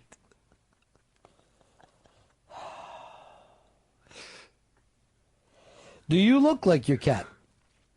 Probably with the beard, I would say yes. Is the cat also big round face? Cat's blind too. Has this led to embarrassing radio? I'm going to say yes to that one as well. Do your personal problems, are they a stick in the spoke of your radio show? Is that really in there? No, just what I'm asking myself right now. I like when people get there, when they have a fireplace, and they get it so hot they just start having to peel clothes. It's not that hot out there today. We're having a very warm spell. Yeah. Although we're predicted some snow in a couple days. Yeah, I heard snow this afternoon, actually, in the tri-state area. And Saturday. I hate the term tri-state area. You know why? Because I've never been anywhere that hasn't been called the tri-state area. Anywhere I've been in my life has been tri-state area. I had no idea about that. Yeah. I just thought that was relegated to New York, New Jersey, and PA. Oh, I always thought that, it was Connecticut. It is Connecticut. Yeah. Oh, down your way. I'm sure it is actually, yeah. Because you're in South Jersey. Yeah, no, well, Central. Southern Central Jersey. Here is Jeff. Jeff, you're on Ron and Fez. Yeah, I just wanted to say I'm a recent listener for the last 6 months, and I just wanted to say the replays I heard over the holidays, Fez was absolutely fantastic. You always talk about the old Fez and how great he is, and it's the first chance I really have to hear him. Fez, you're amazing. The replay show of your heart attack was just one of the most moving things I've ever heard in my life. All right, let's do this. I'll try to have another one for you. This always makes you upset when you come back and people go, oh, the Fez here and there. Right, yeah. Because you and I had that conversation. You don't like when they say the NEW Fez was my favorite or the...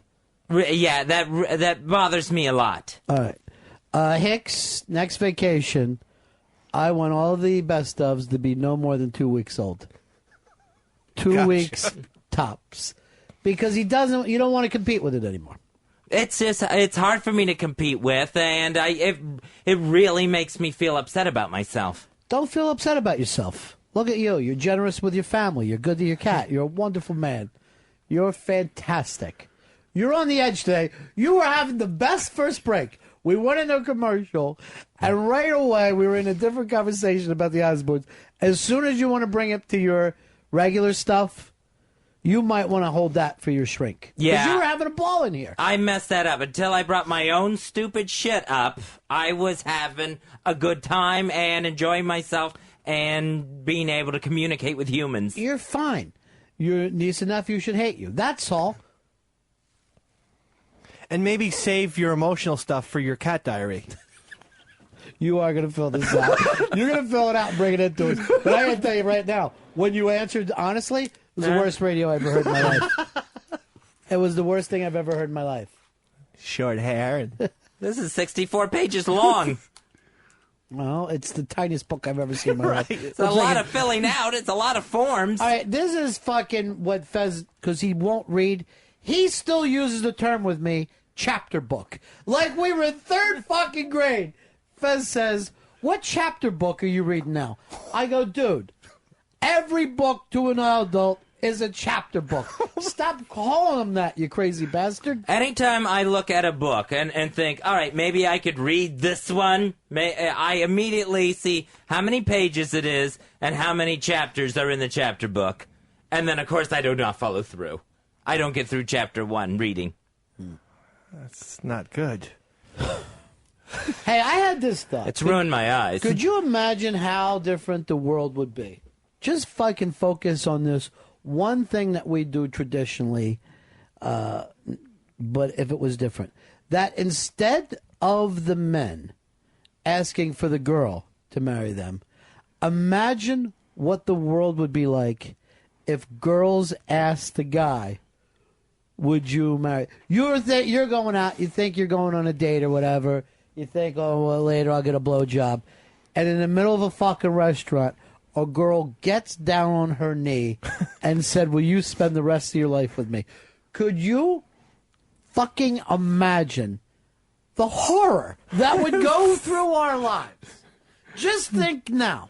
You think a guy like Hicks, you're 25 years old. How many times already do you think a broad would have asked you, alone, to marry you?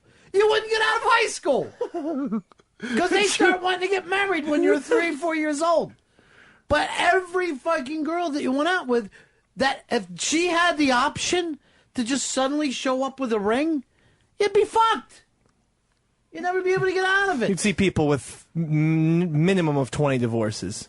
Minimum. So you would feel a lot more like, I have to say yes. Yeah. Because this is an embarrassing. I'm in a Exactly. restaurant. I'm at the ball. Imagine you're at the fucking Yankee game. All of a sudden you see your face up on the big screen. Davy Mack, will you marry me? This would be a nightmare. He said yes. And that's all going to change. It'll be like the girl will ask you now at a Julia Roberts movie rather than at the Yankee game. Those sports proposals are out the window. That's a good one. I didn't even think of that. Because now it's topsy-turvy. The world's turned upside down. They're doing things that they like. Right. You find yourself a fucking fashion week, and then in front of all the girls, she's going down on her knee and asking you to marry. I knew something was up. She would never bring me to Fashion Week. I swear to God, I think, and I'd never thought about what women go through with that fucking gimmick. I think your life would become a nightmare if you thought at any fucking given moment some girl could either force you to say, no, I don't want to marry you, or yes, I do, in a public place. One thing I think that would happen is you'd see a lot less relationships. I mean, you'd see a bunch of relationships that would end in divorce, but I think also you'd see a lot of guys avoiding relationship altogether. You're saying there'd be a spike in gay guys. There would be a gigantic spike in gay guys. Because I'll tell you right now, when it comes to like a pure lesbian, not like girls that like to make out with other girls with guys, but pure lesbians, there's a joke. You know what 2 lesbians do on their second date? They buy a house. These lesbians are so ready with each other to settle down, there's fucking barely a dating scene. I'm saying the real ones. I think a woman would probably be asking 2 to 3 different guys a month to get engaged. Like, let's say the first guy turned her down. The guy who was the sympathetic ear would probably be the next one getting a ring. It's a Ron and Fez show, 866-RON-0-FEZ, 866-RON-0-FEZ. Imagine this. You're fucking out at a bar. She tells you, I already talked this over with your parents, and she gives you a ring. I already asked for your mom fucking about this. You'd be like, what are you doing? And, what are you, fucking crazy? Well, also this puts them in the position of power. I mean, I think that they're going to have to get better jobs just to buy the engagement ring in the first place. So then the women actually might outmake, guys' salaries. Well, that's why maybe I don't agree with Fez's point of view, because maybe then it would shake them out of that marriage thing. Yeah. Because your last chick, if she would have had the opportunity, you would have been married. It was you going, I'm not quite ready. You took it upon yourself to say, oh, when the time is right, it's all going to happen. So she's like still going along like, oh, I see, I'm not wasting my time. But the reality of it is this. Now she would be taking it upon herself to say, I've looked it over, And yes, we are ready to do this. And it would You're force fucked. it, yeah. Yeah. I mean, we don't even realize what a defensive move that would be in your life. Like, I don't know whether women, I don't know how many women ever had to say, no, I don't want to marry you, or, hey, you're rushing me. Because they, the people I know, the women seem to be pretty happy about it. But I bet most women have had to say to guys, you guys, fucking stop it with this crazy talk. Just constantly asking me questions. Let me head on over here to Jake. Jake, you're on the Ron and Fez show. Yeah, Ron Fez, how's it going? Good. Yeah, I was just going to say, look how much a woman's ring costs. Engagement rings run $4,000 or $5,000. A men's wedding band costs like $50. I think that women be a lot more apt to buy a ring for a guy. No, because let's face it. Now she's trying to come at you with a little court and spark. Yeah. Right? So she's going to give you a nice Joe Pesci-style pinky ring that, here's the deal. You fucking say to yourself, oh, I don't like this broad. But you're seeing a nice fucking pinky ring sitting down there. You finally look like a man of respect. You think Mafia Life Chris would ever say no? And a man's fingers are bigger than a woman's. That's more diamonds. Well, yeah, you're going to get a bigger, thick diamond. There's no doubt about it. So a men's diamond ring is always a lot more money.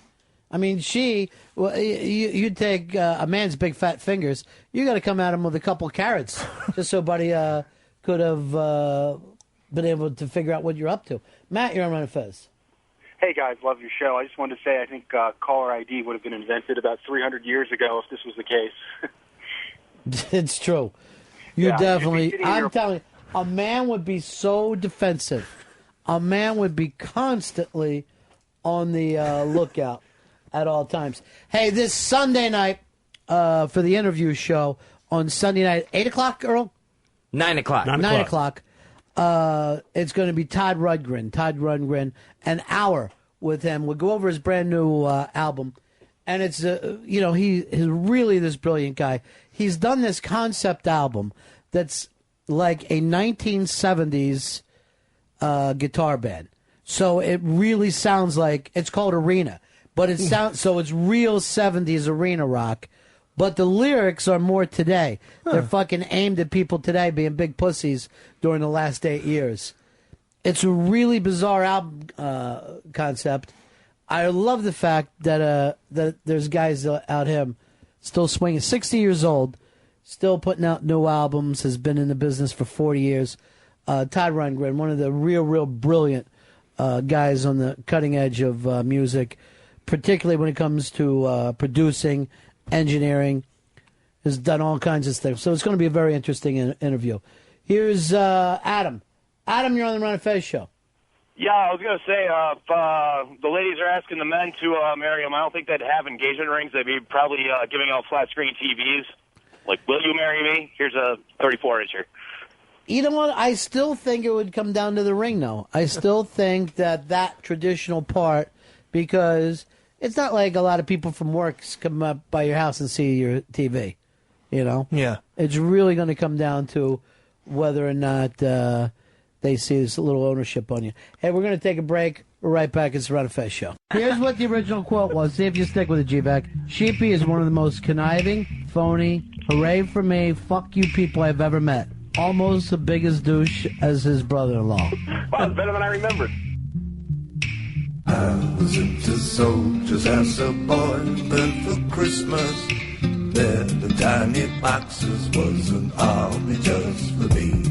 The snow was shining silverfish, my name Joseph Sheepy, a baby in the arms of life. I can't go home again. Oh gee, back on the precipice, one eye's always weeping. So good about me in the man to tune the harmony. It's G-Rag. He just he doesn't like me anymore. The whole coddling of Sheepy that goes on, I think, is one of the silliest things I've ever seen. So they're keeping him a baby. But I've been changing. I never followed little Bobby. G-Rag, the man who cried. Sheepy, out from the palace, you said to me. G-Rag, the man who cried. Sheepy, couldn't have been phony, hooray for me. G-Rag, the man who cried. Don't you as human beings have to embrace that love? G-Rag, the man who cried. is barren enough. It is stacked against love and against hope and against those very few and precious emotions that enable us, all of us, to go forward. It's the Ron and Fez Show. Who are you? The Antichrist. You got me in a vendetta kind of mood. You tell the angels in heaven you never seen evil so singularly personified as you did in the face of the man who killed you.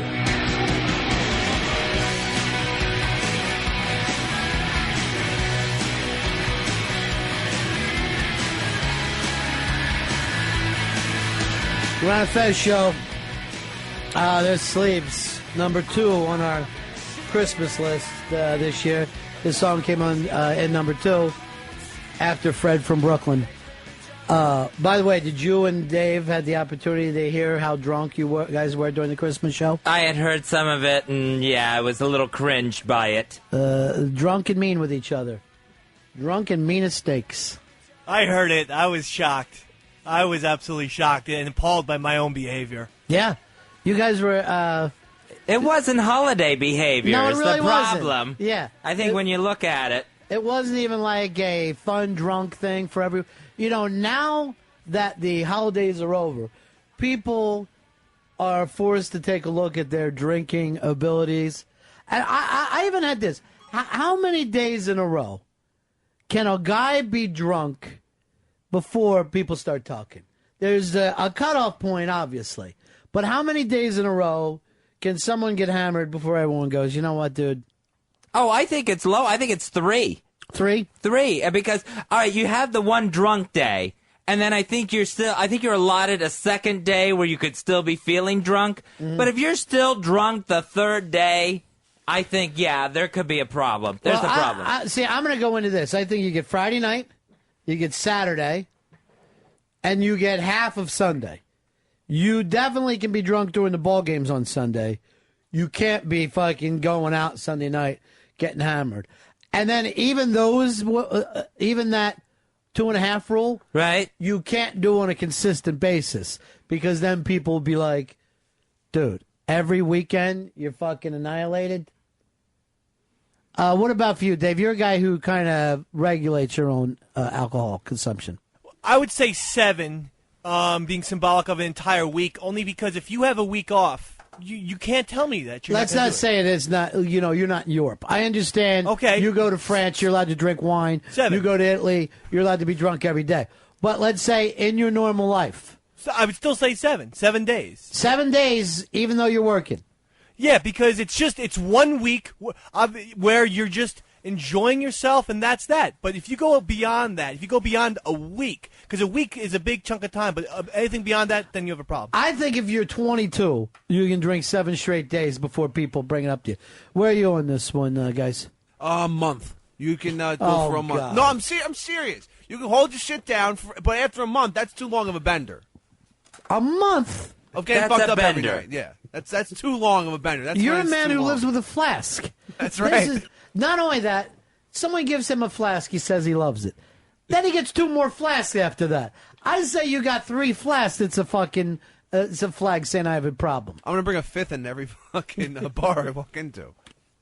I know, everywhere you go now, you just get a 7-Up. I'll just have a 7-Up, please. I'm fine. And he's sitting there in the corner, pouring himself one. Scrambling to keep all 3 of them full. Scruffy, what do you got, bro? Well, I totally agree. If you're 22, you could go for 2-3 months. You could go a whole semester if you're drinking. But once you get a wife or a chick or kids or whatever, I guess probably 4 days max, because you go out Thursday, special occasion, Friday, Saturday night, and then maybe there's a good game on Sunday night.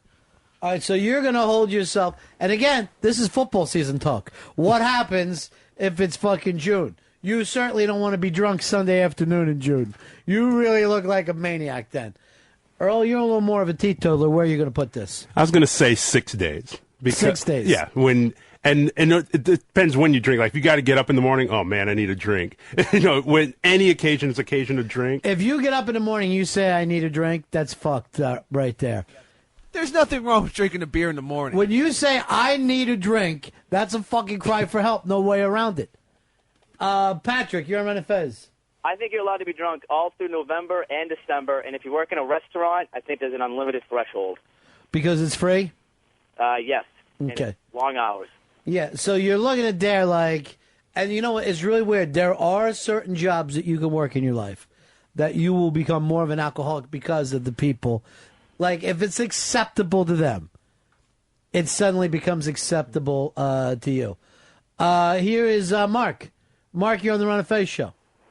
Hey, Ron, I've been in AA for 10 years, and it just drives me insane, this conversation. You know, I have found that the only people that want to be clean or want to hear you saying, yeah, you got a problem, you know, they won't listen to you. It's really none of your business. If they want to be clean, they will be, you know. No, here's the thing about guys in AA. No one is saying for anybody to be clean. We're talking about social norms, acceptable social behaviors. It's got nothing to do with AA and being clean. It's what a guy can get away with before people start to come down on him. The AA guys fucking take everything so goddamn serious. It's the exact same as born agains, where somebody finds Jesus and they got to bring up Jesus to you know, all right. There's a time that you want to talk about Jesus. You're not going to talk to him about him all the time. Same with the AA guys. We're saying, you look at guys, how long can you get along fucking partying before suddenly you look like the red-nosed guy? That's a big difference than I'm an alcoholic with a problem. What you're trying to do is get your behavior passed without drawing attention to yourself. Brooke, you're on the Ron and Fez show. Yeah, in college, everyone's an alcoholic. Can't discount Thirsty Thursdays. All right, I got a problem with anyone who needs to name anything. Because, seriously, I would only call happy hour 2 for $1. I hate the name happy hour. I hate the fucking name Thirsty Thursday. I'm going to take it this far. I won't use the fucking Cinco de Mayo thing because I think it's bullshit. Look at the paparazzi around this guy. Unbelievable. Here's Glenn. Glenn, you're on the Ron and Fez show.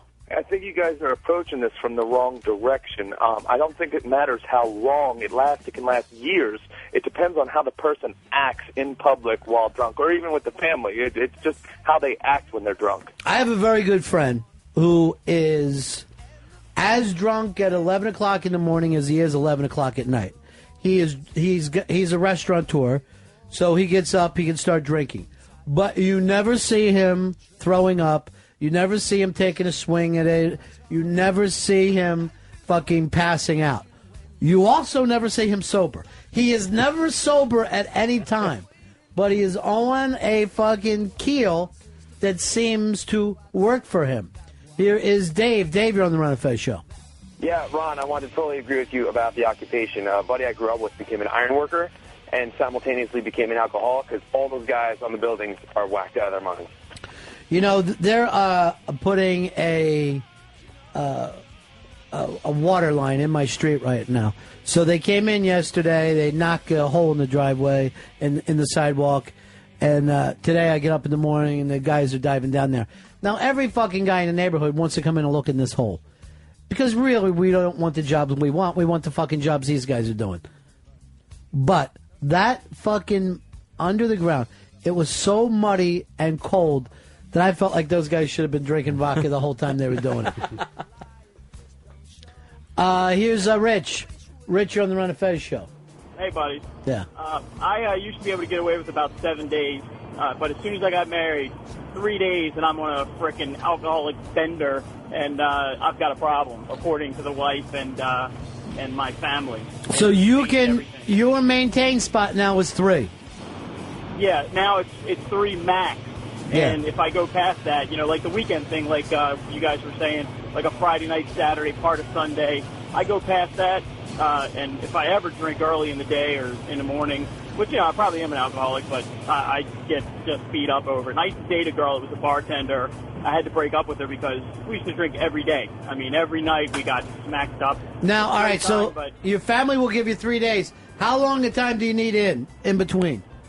Then you have to take off 4 days? Well, she wants me to take off probably a month, but if I take off at least a week, then I'm getting as hard a time. But to be honest with you, even 3 days, and it's stretching it with the marriage. And as soon as we had the kid, I got a kid about Dave's child's age, and as soon as I had the kid, it was just really the pressure started bearing down. I needed to be sober, and I needed to stop taking Ambien, and blah blah blah. Right. So a couple days max. All right, Week peace. in between. Here's Matt. Matt, you're on Ron and Fez. Hey, what's going on? What's going on, Ron? Yeah. I would say it's situational based. I was in Costa Rica for 3 weeks this summer. I don't usually get all fucked up, but for 3 weeks, $10 a gram for Coke, all the booze you want. It's you're fucked up for 3 straight weeks. You come home, you feel a little guilty. You know. You I don't will do tell it you at this. I have islands I can't remember, and that's a fucking true thing. There is something about the islands. You're drinking hard, you're partying hard, you're dating outside of what would be considered respectable fucking conditions, and you're eating pork with your hands. I don't know what happens when you get to the islands, but suddenly you're a pirate or you're Robinson Crusoe. You're just totally out of your mind. I got an email here, Fez. And now, Ron and Fez, the show of the future, brings you electronic mail. Mail sent electronically. This is from a guy whose name is Brian, and he sends emails. These come in about every couple of weeks. And it says, congratulations to the guy who picked the tunes from 7:30 to 8 a.m. today. You actually sounded like satellite radio. First, there was Traffic with Rock and Roll Stew. You never hear that on the radio. Then you played a Zepp tune, but not the same bullshit one I would hear on any hacky classic rock station. Then I can't believe it, you played Jimi Hendrix. Folks at Classic Vinyl seem to think that Jimmy is not classic rock. Then you finished with Clapton and Neil Young. By the way, there should be a Clapton Neil Young tune played every hour. And most importantly, you didn't play any Moody Blues, Jethro Tull, Fleetwood Mac. Congratulations. Now go grab Dusty Street and show her how to play music. Basically, it comes down to this. This guy sends mean fucking emails to Deep Tracks and then CCs me as if I am part of this. And I get these about every week, 2 weeks. And I'm thinking to myself, do the people at Deep Tracks think that I'm involved in this? Do they think like, well, Bennington's friend won't get off our balls about our fucking playlist? Earl, what do you think about the what you heard right here as a classic rock guy yourself? Yeah, I think he has a legitimate point. I mean, if you hear the... Why CC Ron Bennington or the Ron and Fez show? I'm not picking music for anyone. It bitched to me about Mooch's choices. By the way, Hicks, did we talk to Mooch and Sleeves yesterday? Yes, I did. What was their feelings? Very positive, very positive. Very positive or kind of positive? Very, very, very positive. Or just kind of? Very, very. Okay. Earl, where would you say classic rock lives right now? What are the years? Give me the starting year. Give me the closing year. I would go 67 as a start year, 1967, and end, I would say 1981. Wow, you're still at NEW.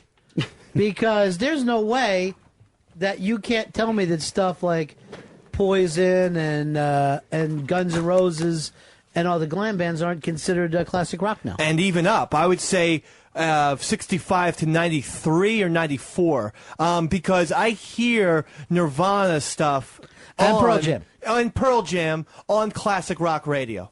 I hear it. Yeah. Now, when classic rock started, which was what? Like 1980 when they started to...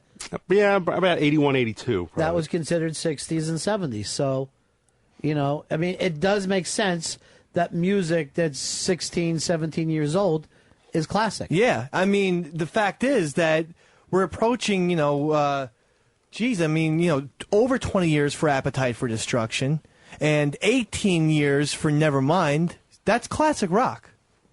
I don't know how you can't say that's not classic rock, Earl. Right, it's a rock classic. But I don't consider it under that definition of classic rock. Why? Your classic rock, Earl, seems to be moving into oldies. See, I think... What's your problem? He's too low, Fez? You don't see the Doors as classic rock? You don't see, Zeppelin as classic rock? I think 67 with, The Summer of Love, not a bad place to start classic rock. Well, yeah, I mean, I said start 65 because Stones early and Rubber Soul. But that's the only reason why I say classic rock. That never gets played on classic rock stations. Rubber Soul? Yeah. You don't hear a lot of Beatles in classic rock anymore. No, they consider them oldies now. I mean, they relegated those to oldie stations. If you hear any Beatles, it's pretty much 67 on.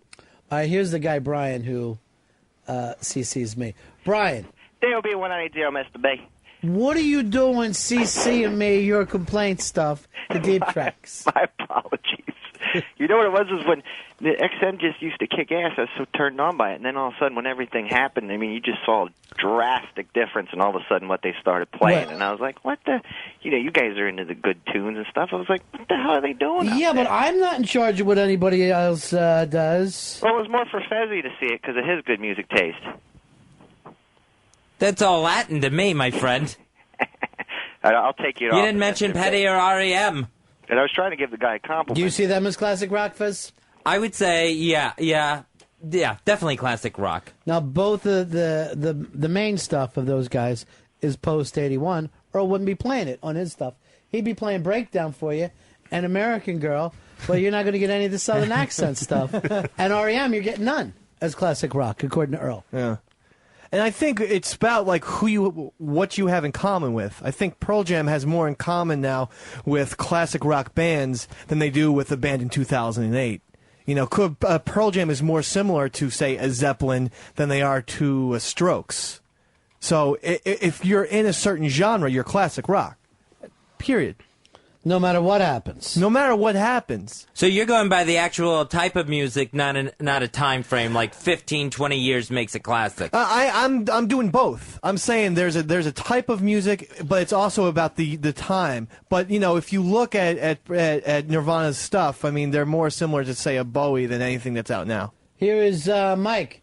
Mike, you're on Ron and Fez. You guys, I think when they make classic rock, it's your pop hits. Like, I'm a huge Talking Heads fan. I just got into the Tom Tom Club. Now that shit's 15, 20 years old, but it's brand new. It's anything but classic to me. You know what I mean? It's Well, where I you can't were help at it if you're the last person on it, but I'm gonna tell you this: you ain't gonna hear Tom Tom Club on any fucking classic rock fucking station. You know, just because something is a certain age doesn't mean that it fits with the genre. Yeah, I mean, you don't hear the Stones' Satanic Majesty's Request on classic rock. You don't hear any of those songs on classic rock radio. Here is John. John, you're on Ron and Fez. Yeah, how you doing, Ronnie? Yeah. I just want to agree with Bajibi. He's right. Anything after 81, first of all, I don't see how you even call it rock and roll. So Van Halen, 1984, is that classic rock? Please, that's arena rock. That ain't rock and roll. I don't know. I don't get it. Well, but you got to remember this is when they started using the term rock. Was late 70s. You know, they dropped the rock and roll. Oh. You know, so the spandex thing. I doesn't. David Bowie was arena rock in the 70s. I mean, you can't just go by arenas. Yeah, I guess Bowie. He'd be the exception, I think. But I got to agree with Bajibi. He's right. Bajibi is using the same exact thing when Muni was alive. That's exactly was Muni's cutoff date, and you're acting like time hasn't moved on. It's been 10 years now, Earl. No, I understand that part, but I'm just saying for a specific period where everything, I don't know if everything really came together, everything kind of clicked, and everything, but with the basis of what followed that was from this specific period, from 67 to 81. Jeff, you're on Ron and Fez. Hey, guys. Hey, I was kind of wondering when are we going to kind of consider the 70s as being oldies stations now? Because, They do. Because like nowadays, kids don't even know who the hell Steve Miller is, you know? Well, like CBS FM will play oldies music, and they'll play very heavily into the 70s now, and very, very little 50s. The 50s is you know, you're going to have to be on satellite radio. You know, if you're not going to hear any terrestrial radio, at least on an FM band, playing 50s music. Wow. That is fucking gone. Do you agree with that, Earl? Oh, absolutely. My father, he has XM. That's all he listens to is the 50s channel because in New York, they basically, he's like, the music I want to hear, I can't hear it on terrestrial radio. Here is Jim. Jim, you're on the Ron and Fez show. Ron, I just want to ask you, how many classic rock songs are there, do you think? Because they loop about 45 of them on that station. Well, you know, satellite, you can go deep. But most classic rock stations, 200 tops out, Earl? 200, maybe 3. 3 is being generous. 3, I don't think, has existed in a long time. I don't know too many stations. There certainly isn't any in New York that's going to play 300 fucking classic rock songs, unless it's their, big weekend, some kind of the Firecracker 500. Here is Tom. Tom, you're on Ron and Fez. Hey, buddies. Yeah. I just want to tell Dave that you can hear Pearl Jam on the Shit Rock channel. There's no such channel, Tom. Should there be? Not with PJ on it. And us jammers don't think that either. Deb and Barb, the two little twins, say no more Cousin Brucey. Yes, Cousin Brucey on Sirius playing his 50s stuff, but he can't do it on terrestrial radio anymore. Wow. And he's got, a nice following on satellite, playing the songs that those people want to hear, but they're not necessarily considered something that the advertisers are trying to reach. So that's the beauty of that. And then, I don't know what's going on between those two, Barb and... Maybe Licky. I'll tell you this, the friend poaching is just... and Fez started it. You were the initial friend poacher of all time. And that's why I'm glad that you're taking Sheepy from Deb now. But I guess she's taking Barb. And then I'll be hanging out with the Lazowski twins. Eric, you're on Ron and Fez. Whoops, let me try you again. Eric, you're on the Ron and Fez show. That in Boston on ZLX back in 1990, I was listening to U2, The Joshua Tree, on a classic rock station, and I was kind of amazed that they would do that.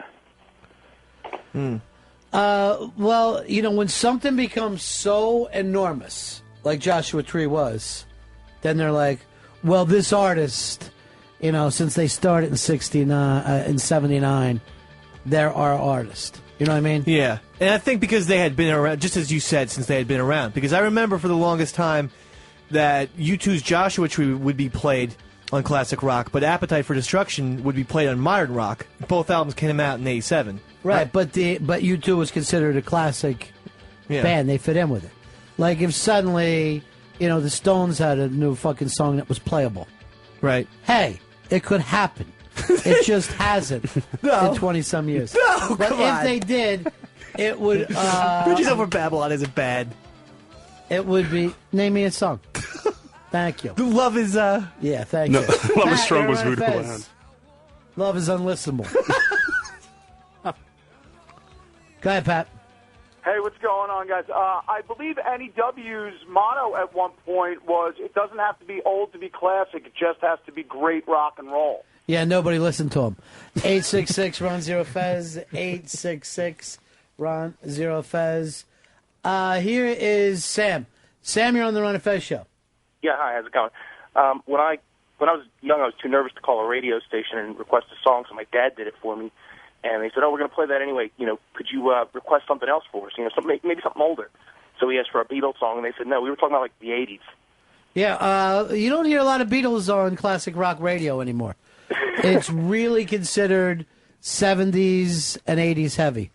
Wow. I mean, I would have thought at least, late Beatles, like a Hey Jude, would make classic rock. There might be an occasional title like that. But for a band that had like 27 number one hits, that was the biggest fucking thing that ever happened, there's not a lot of it. That's a big mistake. You're much more likely to hear Foreigner and fucking shit like that. Boston. They are bigger than the Beatles. And even bigger than the Stones. And any of those like weekend Beatles shows play on oldie stations. I don't know. I mean, NEW used to play their Beatles things. Yeah, we did. We had That's specialty programming. You could get away with a wax museum type of deal. Ticket to Ride was a big specialty show. But to actually fit in the regular format and that part, this is more like it. Here it is. This is fucking Earl's whole childhood.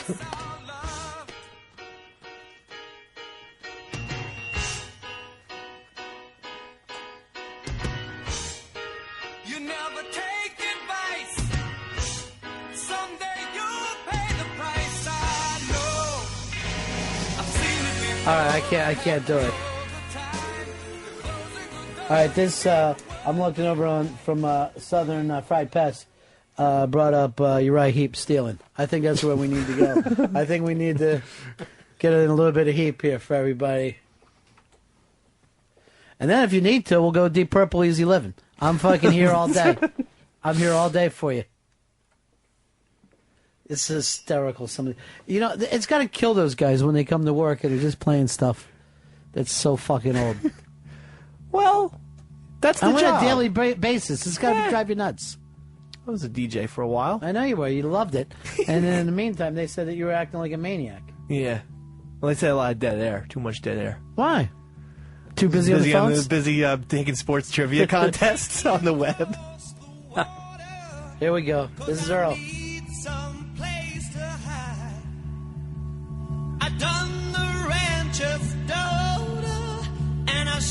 Is this you singing this, Earl?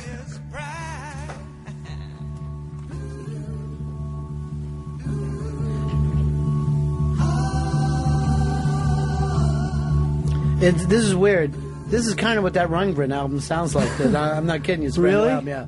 It's more like this arena rock era.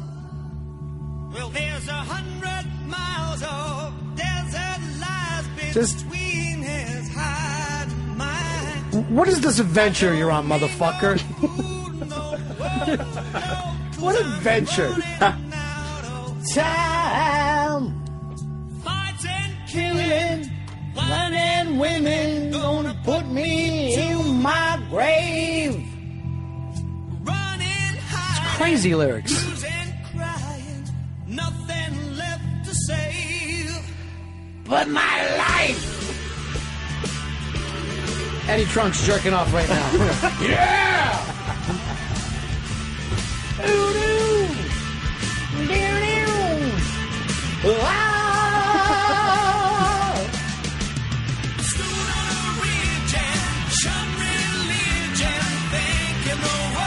You can practically hear the robes on these guys. Should have been lying.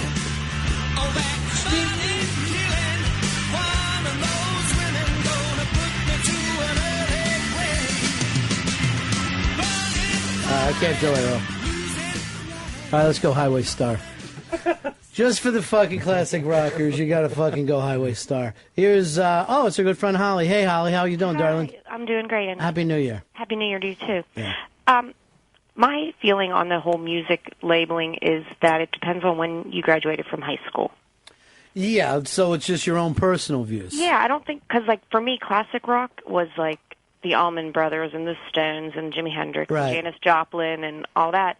And Van Halen and Guns N' Roses, that was, like, the new thing. Like, I listened to Guns N' Roses before anybody knew who they were. You were the coolest, right? Yeah. Yeah. Wow, Holly. Seriously, you were so... Well, when they first came out, and I was a little rocker chick, and nobody else knew who they were. I'm like, oh, this band is so cool. And I saw them when they opened for Aerosmith and all that stuff. Sure. But Can't beat that door. like now, my kids, I say, oh yeah, I used to love Pat Benatar. And they're like, who's Pat Benatar? Yeah, Pat Benatar has been forgotten to the fucking... And she had a huge amount of hits. And they just can't even believe it. They hear me singing these songs, and they're like, who sings that? And I'm like, Pat Benatar. What are you, crazy? What are you, nuts? God damn it, I'm singing Pat. Long Island's own Pat Benatar. Remember, I introduced your kids to GNR.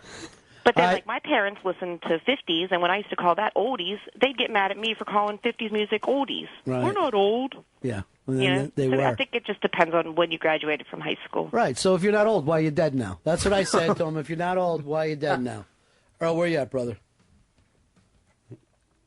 Where you at? Can't do it for me, dude? 7 minutes is not enough time? Could have been underneath. It's just bad radio, Fez. But I'm glad you two guys are there for me. I fucking appreciate it. David, you're on the Ron and Fez show. Hey, Ron, our channel over here has Metallica on the classic rock channel.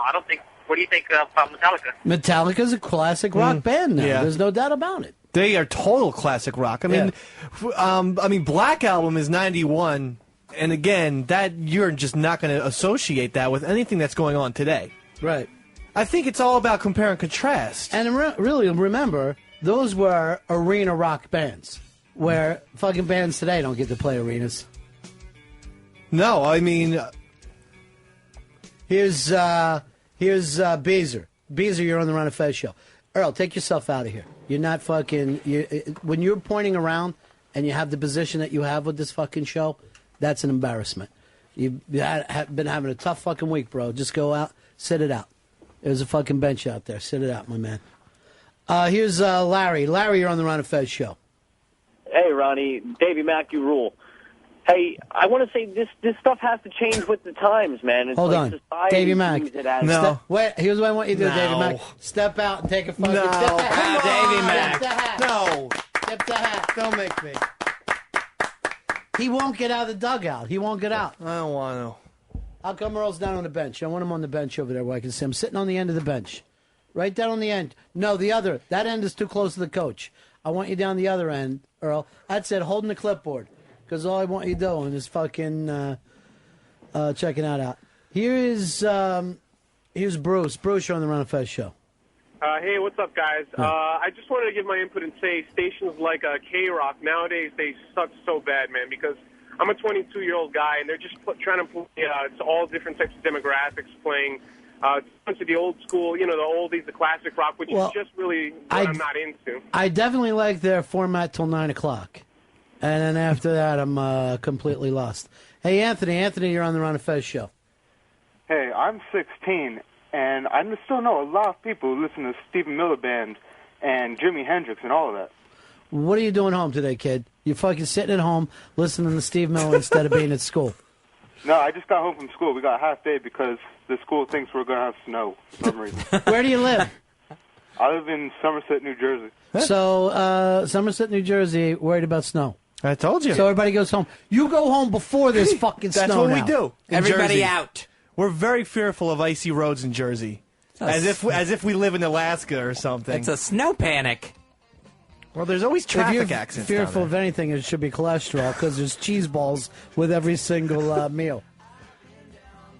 And bad drivers. Cheese balls and bad drivers should be the state motto. Hicks, any music now reminds me of what got missed, so I don't want to fucking hear it.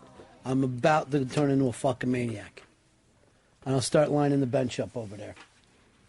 I'm seriously thinking about fucking going very bench heavy. So we're getting snow here in New York City tonight? Yeah, it's supposed to be this evening. Yeah, that's what they said. Well, then I might be late tomorrow because I drive the snowplow. And it's one of the things that I do, try to help out on the Upper East Side. It's a lot of fun for me just to take the plow out. And I feel like I'm a part of stuff. That's a late night. That's a late night with the plow. Paris Hilton has reportedly been going out on dinner dates around Hollywood with George Clooney. Now, I have no idea whether this one's true or not. But could you picture this, George Clooney and Paris Hilton? No, she's too young. I mean, and also she's she's too hacky for George, in my opinion. He's supposed to be a classy guy, right? He's supposed to be cool, and Paris, she has a lot of, reality television shows, but she's not cool. He usually dates a lot, but it's usually not people that everyone has heard of. The Producers Guild listed The Curious Case of Benjamin Button, The Dark Knight, Frost Nixon, Milk, and Slumdog Millionaire as their 5 nominees today. The last 5 years, the PGA has matched 4 of the 5 eventual Best Picture nominees. Anyway, this is going to work out for Dark Knight. Oh, I think it totally could. Have you watched it yet? I have finally watched The Dark Knight on DVD. Can we agree that if you take Heath Ledger out of this, you're not looking at a good movie? I rewatched it the other day and actually went back and watched it, just fast forwarding the Heath Ledger to Heath Ledger. It's a fucking phenomenal movie if you do that. But if you watch the rest of it, it's really a poorly made movie. In the theater, I was just waiting for him to come back on the screen. I was pissed when he wasn't there. Yeah. I was doing the same thing. In fact, I did the same fast forwarded because I have it on my paper DVR. Yeah. And I've done that. I've done the Heath Ledger edit, is what I call it, about 3 to 4 times. It makes it so much better. Maggie Gyllenhaal is not terrible. good. Is not good in that movie. And I'm going to tell you something else. Christian Bale as Batman is not fucking good. He's not a good Bruce Wayne. He's not a good Batman. I'm going to kind of talk like a scary guy myself. You don't fucking buy. If anything, the Harvey Dent guy should have played Batman. He's got the big lantern jaw. He should have been Batman. So I won't be surprised to see anything happen. But is this a good film? I really don't think it is. And that's even going back, giving it the TV try, making sure. I've now seen it 2 times with a third Heath Ledger budge. That guy's unfucking believable. Yeah. I thought that the character that Sean Penn played, Harvey Milk, was great fucking acting role. That's Harvey Dent. Harvey Milk is the part that Sean Penn played. Oh, sorry. In the TV show Milk. And then also the wrestler with Mickey Rourke was phenomenal. Both those roles don't come close to what fucking Heath Ledger did. He fucking... if they put him in as best actor instead of best supporting, he would have won best actor. Hey, Wade. Wade, you're on the Ron and Fez show. Hey, Ronnie. Happy New Year, buddy. Thanks, my friend. Happy New Year to you. Appreciate it. Checked out that The Dark Knight. Absolutely phenomenal performance by Heath Ledger, man. And then Batman's frickin' new voice just absolutely ruined the rest of the movie. I'll tell you something else I don't like very much, too, is how light the movie is. I don't think they understand the Gotham City thing. It's Dark Knight. Yet most of the movie is taking place in not this desolate town, but a fairly pretty, expansive Chicago. There's plenty of room for people to live. There's plenty of room for people to move around. There's beautiful buildings. There's not that feeling of doom hanging over everyone's head. Mark, you're on Ron and Fez. Hey, what's up, buddy? Yeah. Here's my problem with the Batman voice. They justify it by saying it's, just like part of his costume. But in that scene when he's talking to Morgan Freeman's character, who knows damn well that Batman is Bruce Wayne, he's in the getup, and he's still using the voice. I think the deal there is that, it's Extra's studio where you just sell it the entire time. Mike, you're on the Ron and Fez show. Hey, a little off topic here. I was just wondering what happened to the to Earl's theme song. I think it was back in the NEW days. Is Black Earl, dumbest man in the world, something like that. Whatever happened? Oh, that was the Black Earl song that was put together for us by Brother Joe. We call it the world's best parody song, and this actually, and particularly to new listeners, this will tell you about a certain time in our life when O&A got fired over a little misunderstanding that took place.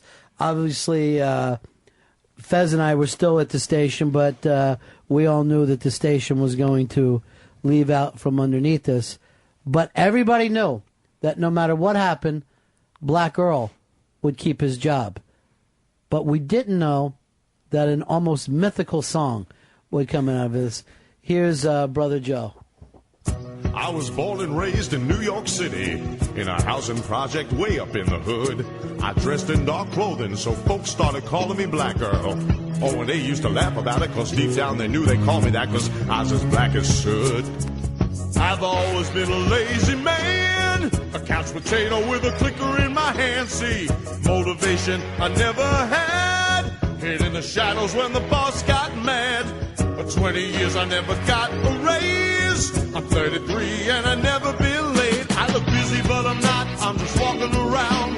I pick up some papers and I put them back down. One day I'm gonna stop paying my rent, live in a refrigerator box, never get out of bed. I'm Black Earl, a genuine lazy bum. I'll always make it through hard times at any W.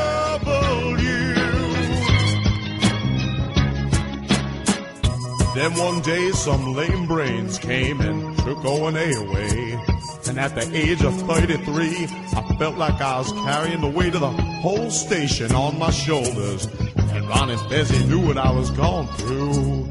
Every morning I'd unlock the door, lay down and I'd sleep a little more. Then I put away the bathroom key. Everybody was depending on me.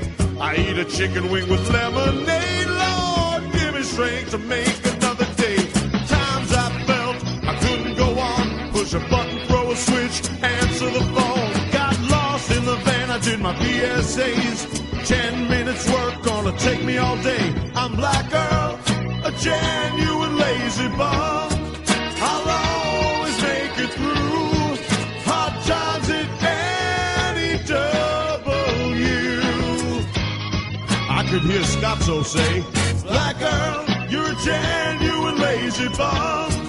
You'll always make it through hard times at any W. Ken and Jeremy say, Black girl, you're a genuine lazy bum.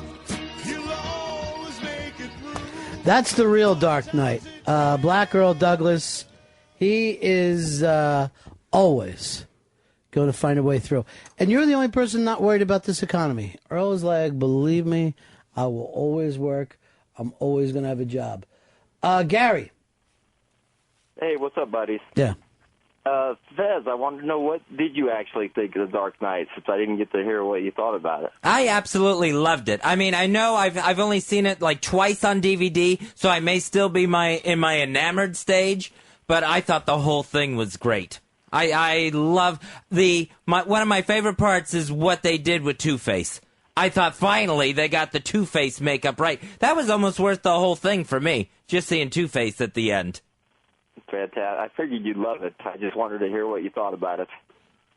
And I would like to see it, you know. Hopefully we'll get some more nominations come Oscar time, besides just Heath Ledger. Cool. Thanks, buddies. Thanks, Gary. Got it.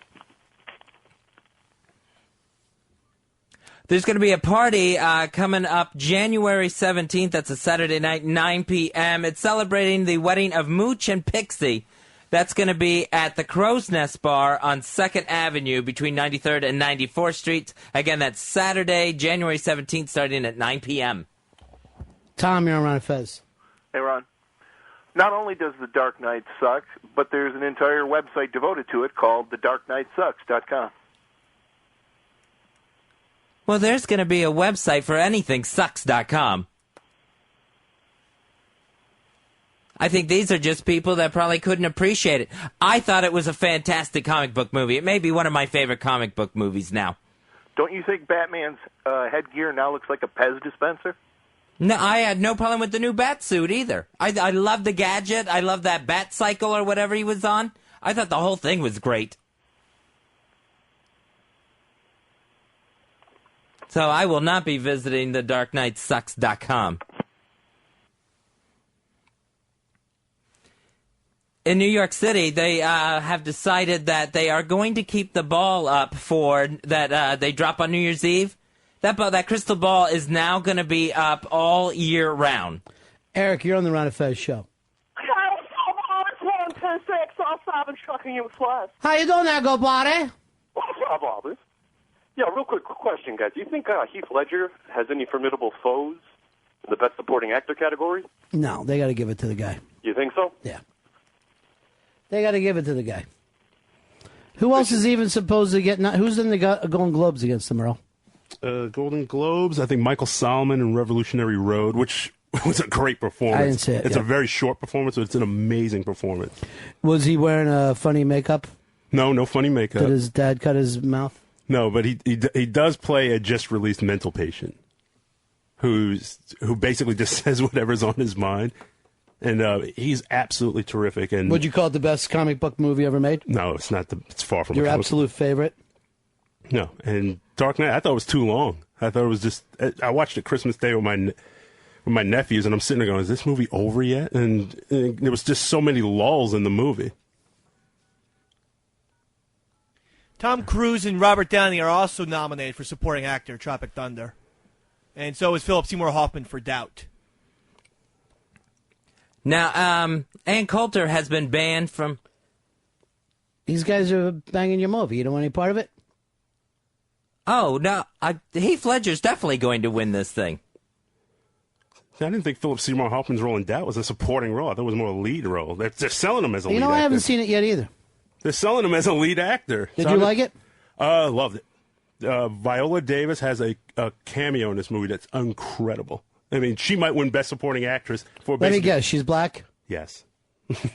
But her scene in that movie is just like, it's 5 minutes of the greatest screen time ever. She is incredible. How come I never see like white people? I like plenty of white people. Name one. I like you. Oh, you are my best friend, Earl. You're the best friend I ever had. You're my best friend. I got a white guy as a best friend. How can I not like white people? Sorry I made my best friend go out and sit on the bench.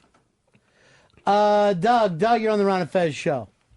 I think Iron Man was so much better. And how come when you bring up comic book movies, you never mention Hellboy?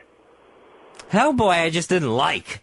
I thought it was cheesy. I thought it was, I don't know. As a comic or a movie? Well, I've never really got into the comic book that much either. So Did you see Hellboy 2? No, I never did see it. Yeah, that's supposedly a big difference there between 1 and 2. And I did see Iron Man, and Iron Man I thought was really dull. I mean, I know there was a lot of people that absolutely loved that. I thought that was kind of boring and way too long. I thought it was better, and I thought there were more performances. I thought Robert Downey and Jeff Bridges and everyone else. I liked it until he put the suit on. I liked Robert Downey playing the... I mean, to me, that's the way that you would have thought that you would have been playing the Bruce Wayne role. Where Bruce Wayne acted like, well, we're at a nice restaurant and I own it. You just stop it. It's fucking not modern the way you're acting. Downey he has an interview with, I think, like someone from Vanity. He's hitting on the reporter. He's hitting on everything. He's being a playboy. But then once they got in the suits, I was really embarrassed to be sitting in the theater. Dan, you're on Ron and Fez. Hey, Boris. Yeah. Hey, Fezzy, did you like that Dark Knight because the leading lady was uglier than dog shit? That was probably your favorite part. You couldn't even look at her. She was fucking awful to look at. Horrible. Well, I personally I wouldn't bust her up on that, but her acting was not. It wasn't up to snuff. And to go back in the other thing with the guy with the half a skull face, as you're saying, I just can't. You're in fucking a burn unit. Your skull is sticking out, yet somehow you're able to walk around town with it. I don't know. Again, everybody's going to like what they're going to like. But I just felt fucking embarrassed for it, the whole thing. I mean, that's why I still go back to Tim Burton. I mean, people said the Tim Burton movies are ridiculous. These new Batman movies are just as ridiculous, and at least he had Gotham City looking cool. That part I'll give you, but, I thought that he went for a certain feeling that they don't anymore. I mean, I think Joel Schumacher made it into a laugh factory, but Tim Burton, first Batman, watch it. It's better. What are you screaming like none of us have seen it? I believe we all have. The Joel Schumacher Two-Face makeup was ridiculous. He just literally painted a pink line down the guy's face and then filled in from there. Well, nice try, Barb, but it didn't work out for you today, did it? They found out there was a line in the sand. Poor Barb. Poor Bob. She's come up wanting. All right, that is it for us. 866-RUN-0-FEZ. That's the number. We'll be back in here tomorrow morning at 12 o'clock. Take care, everybody.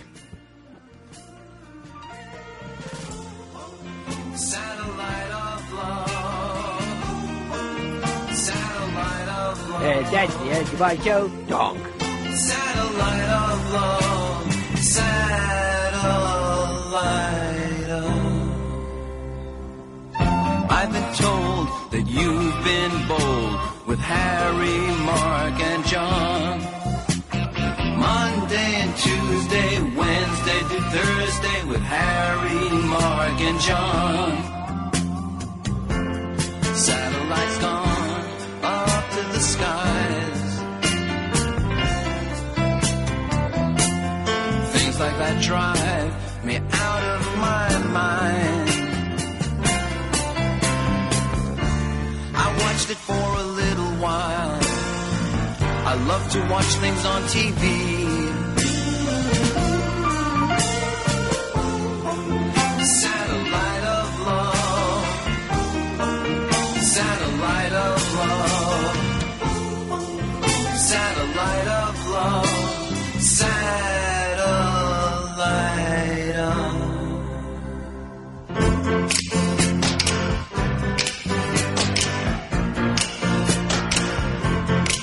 Satellite of love. Satellite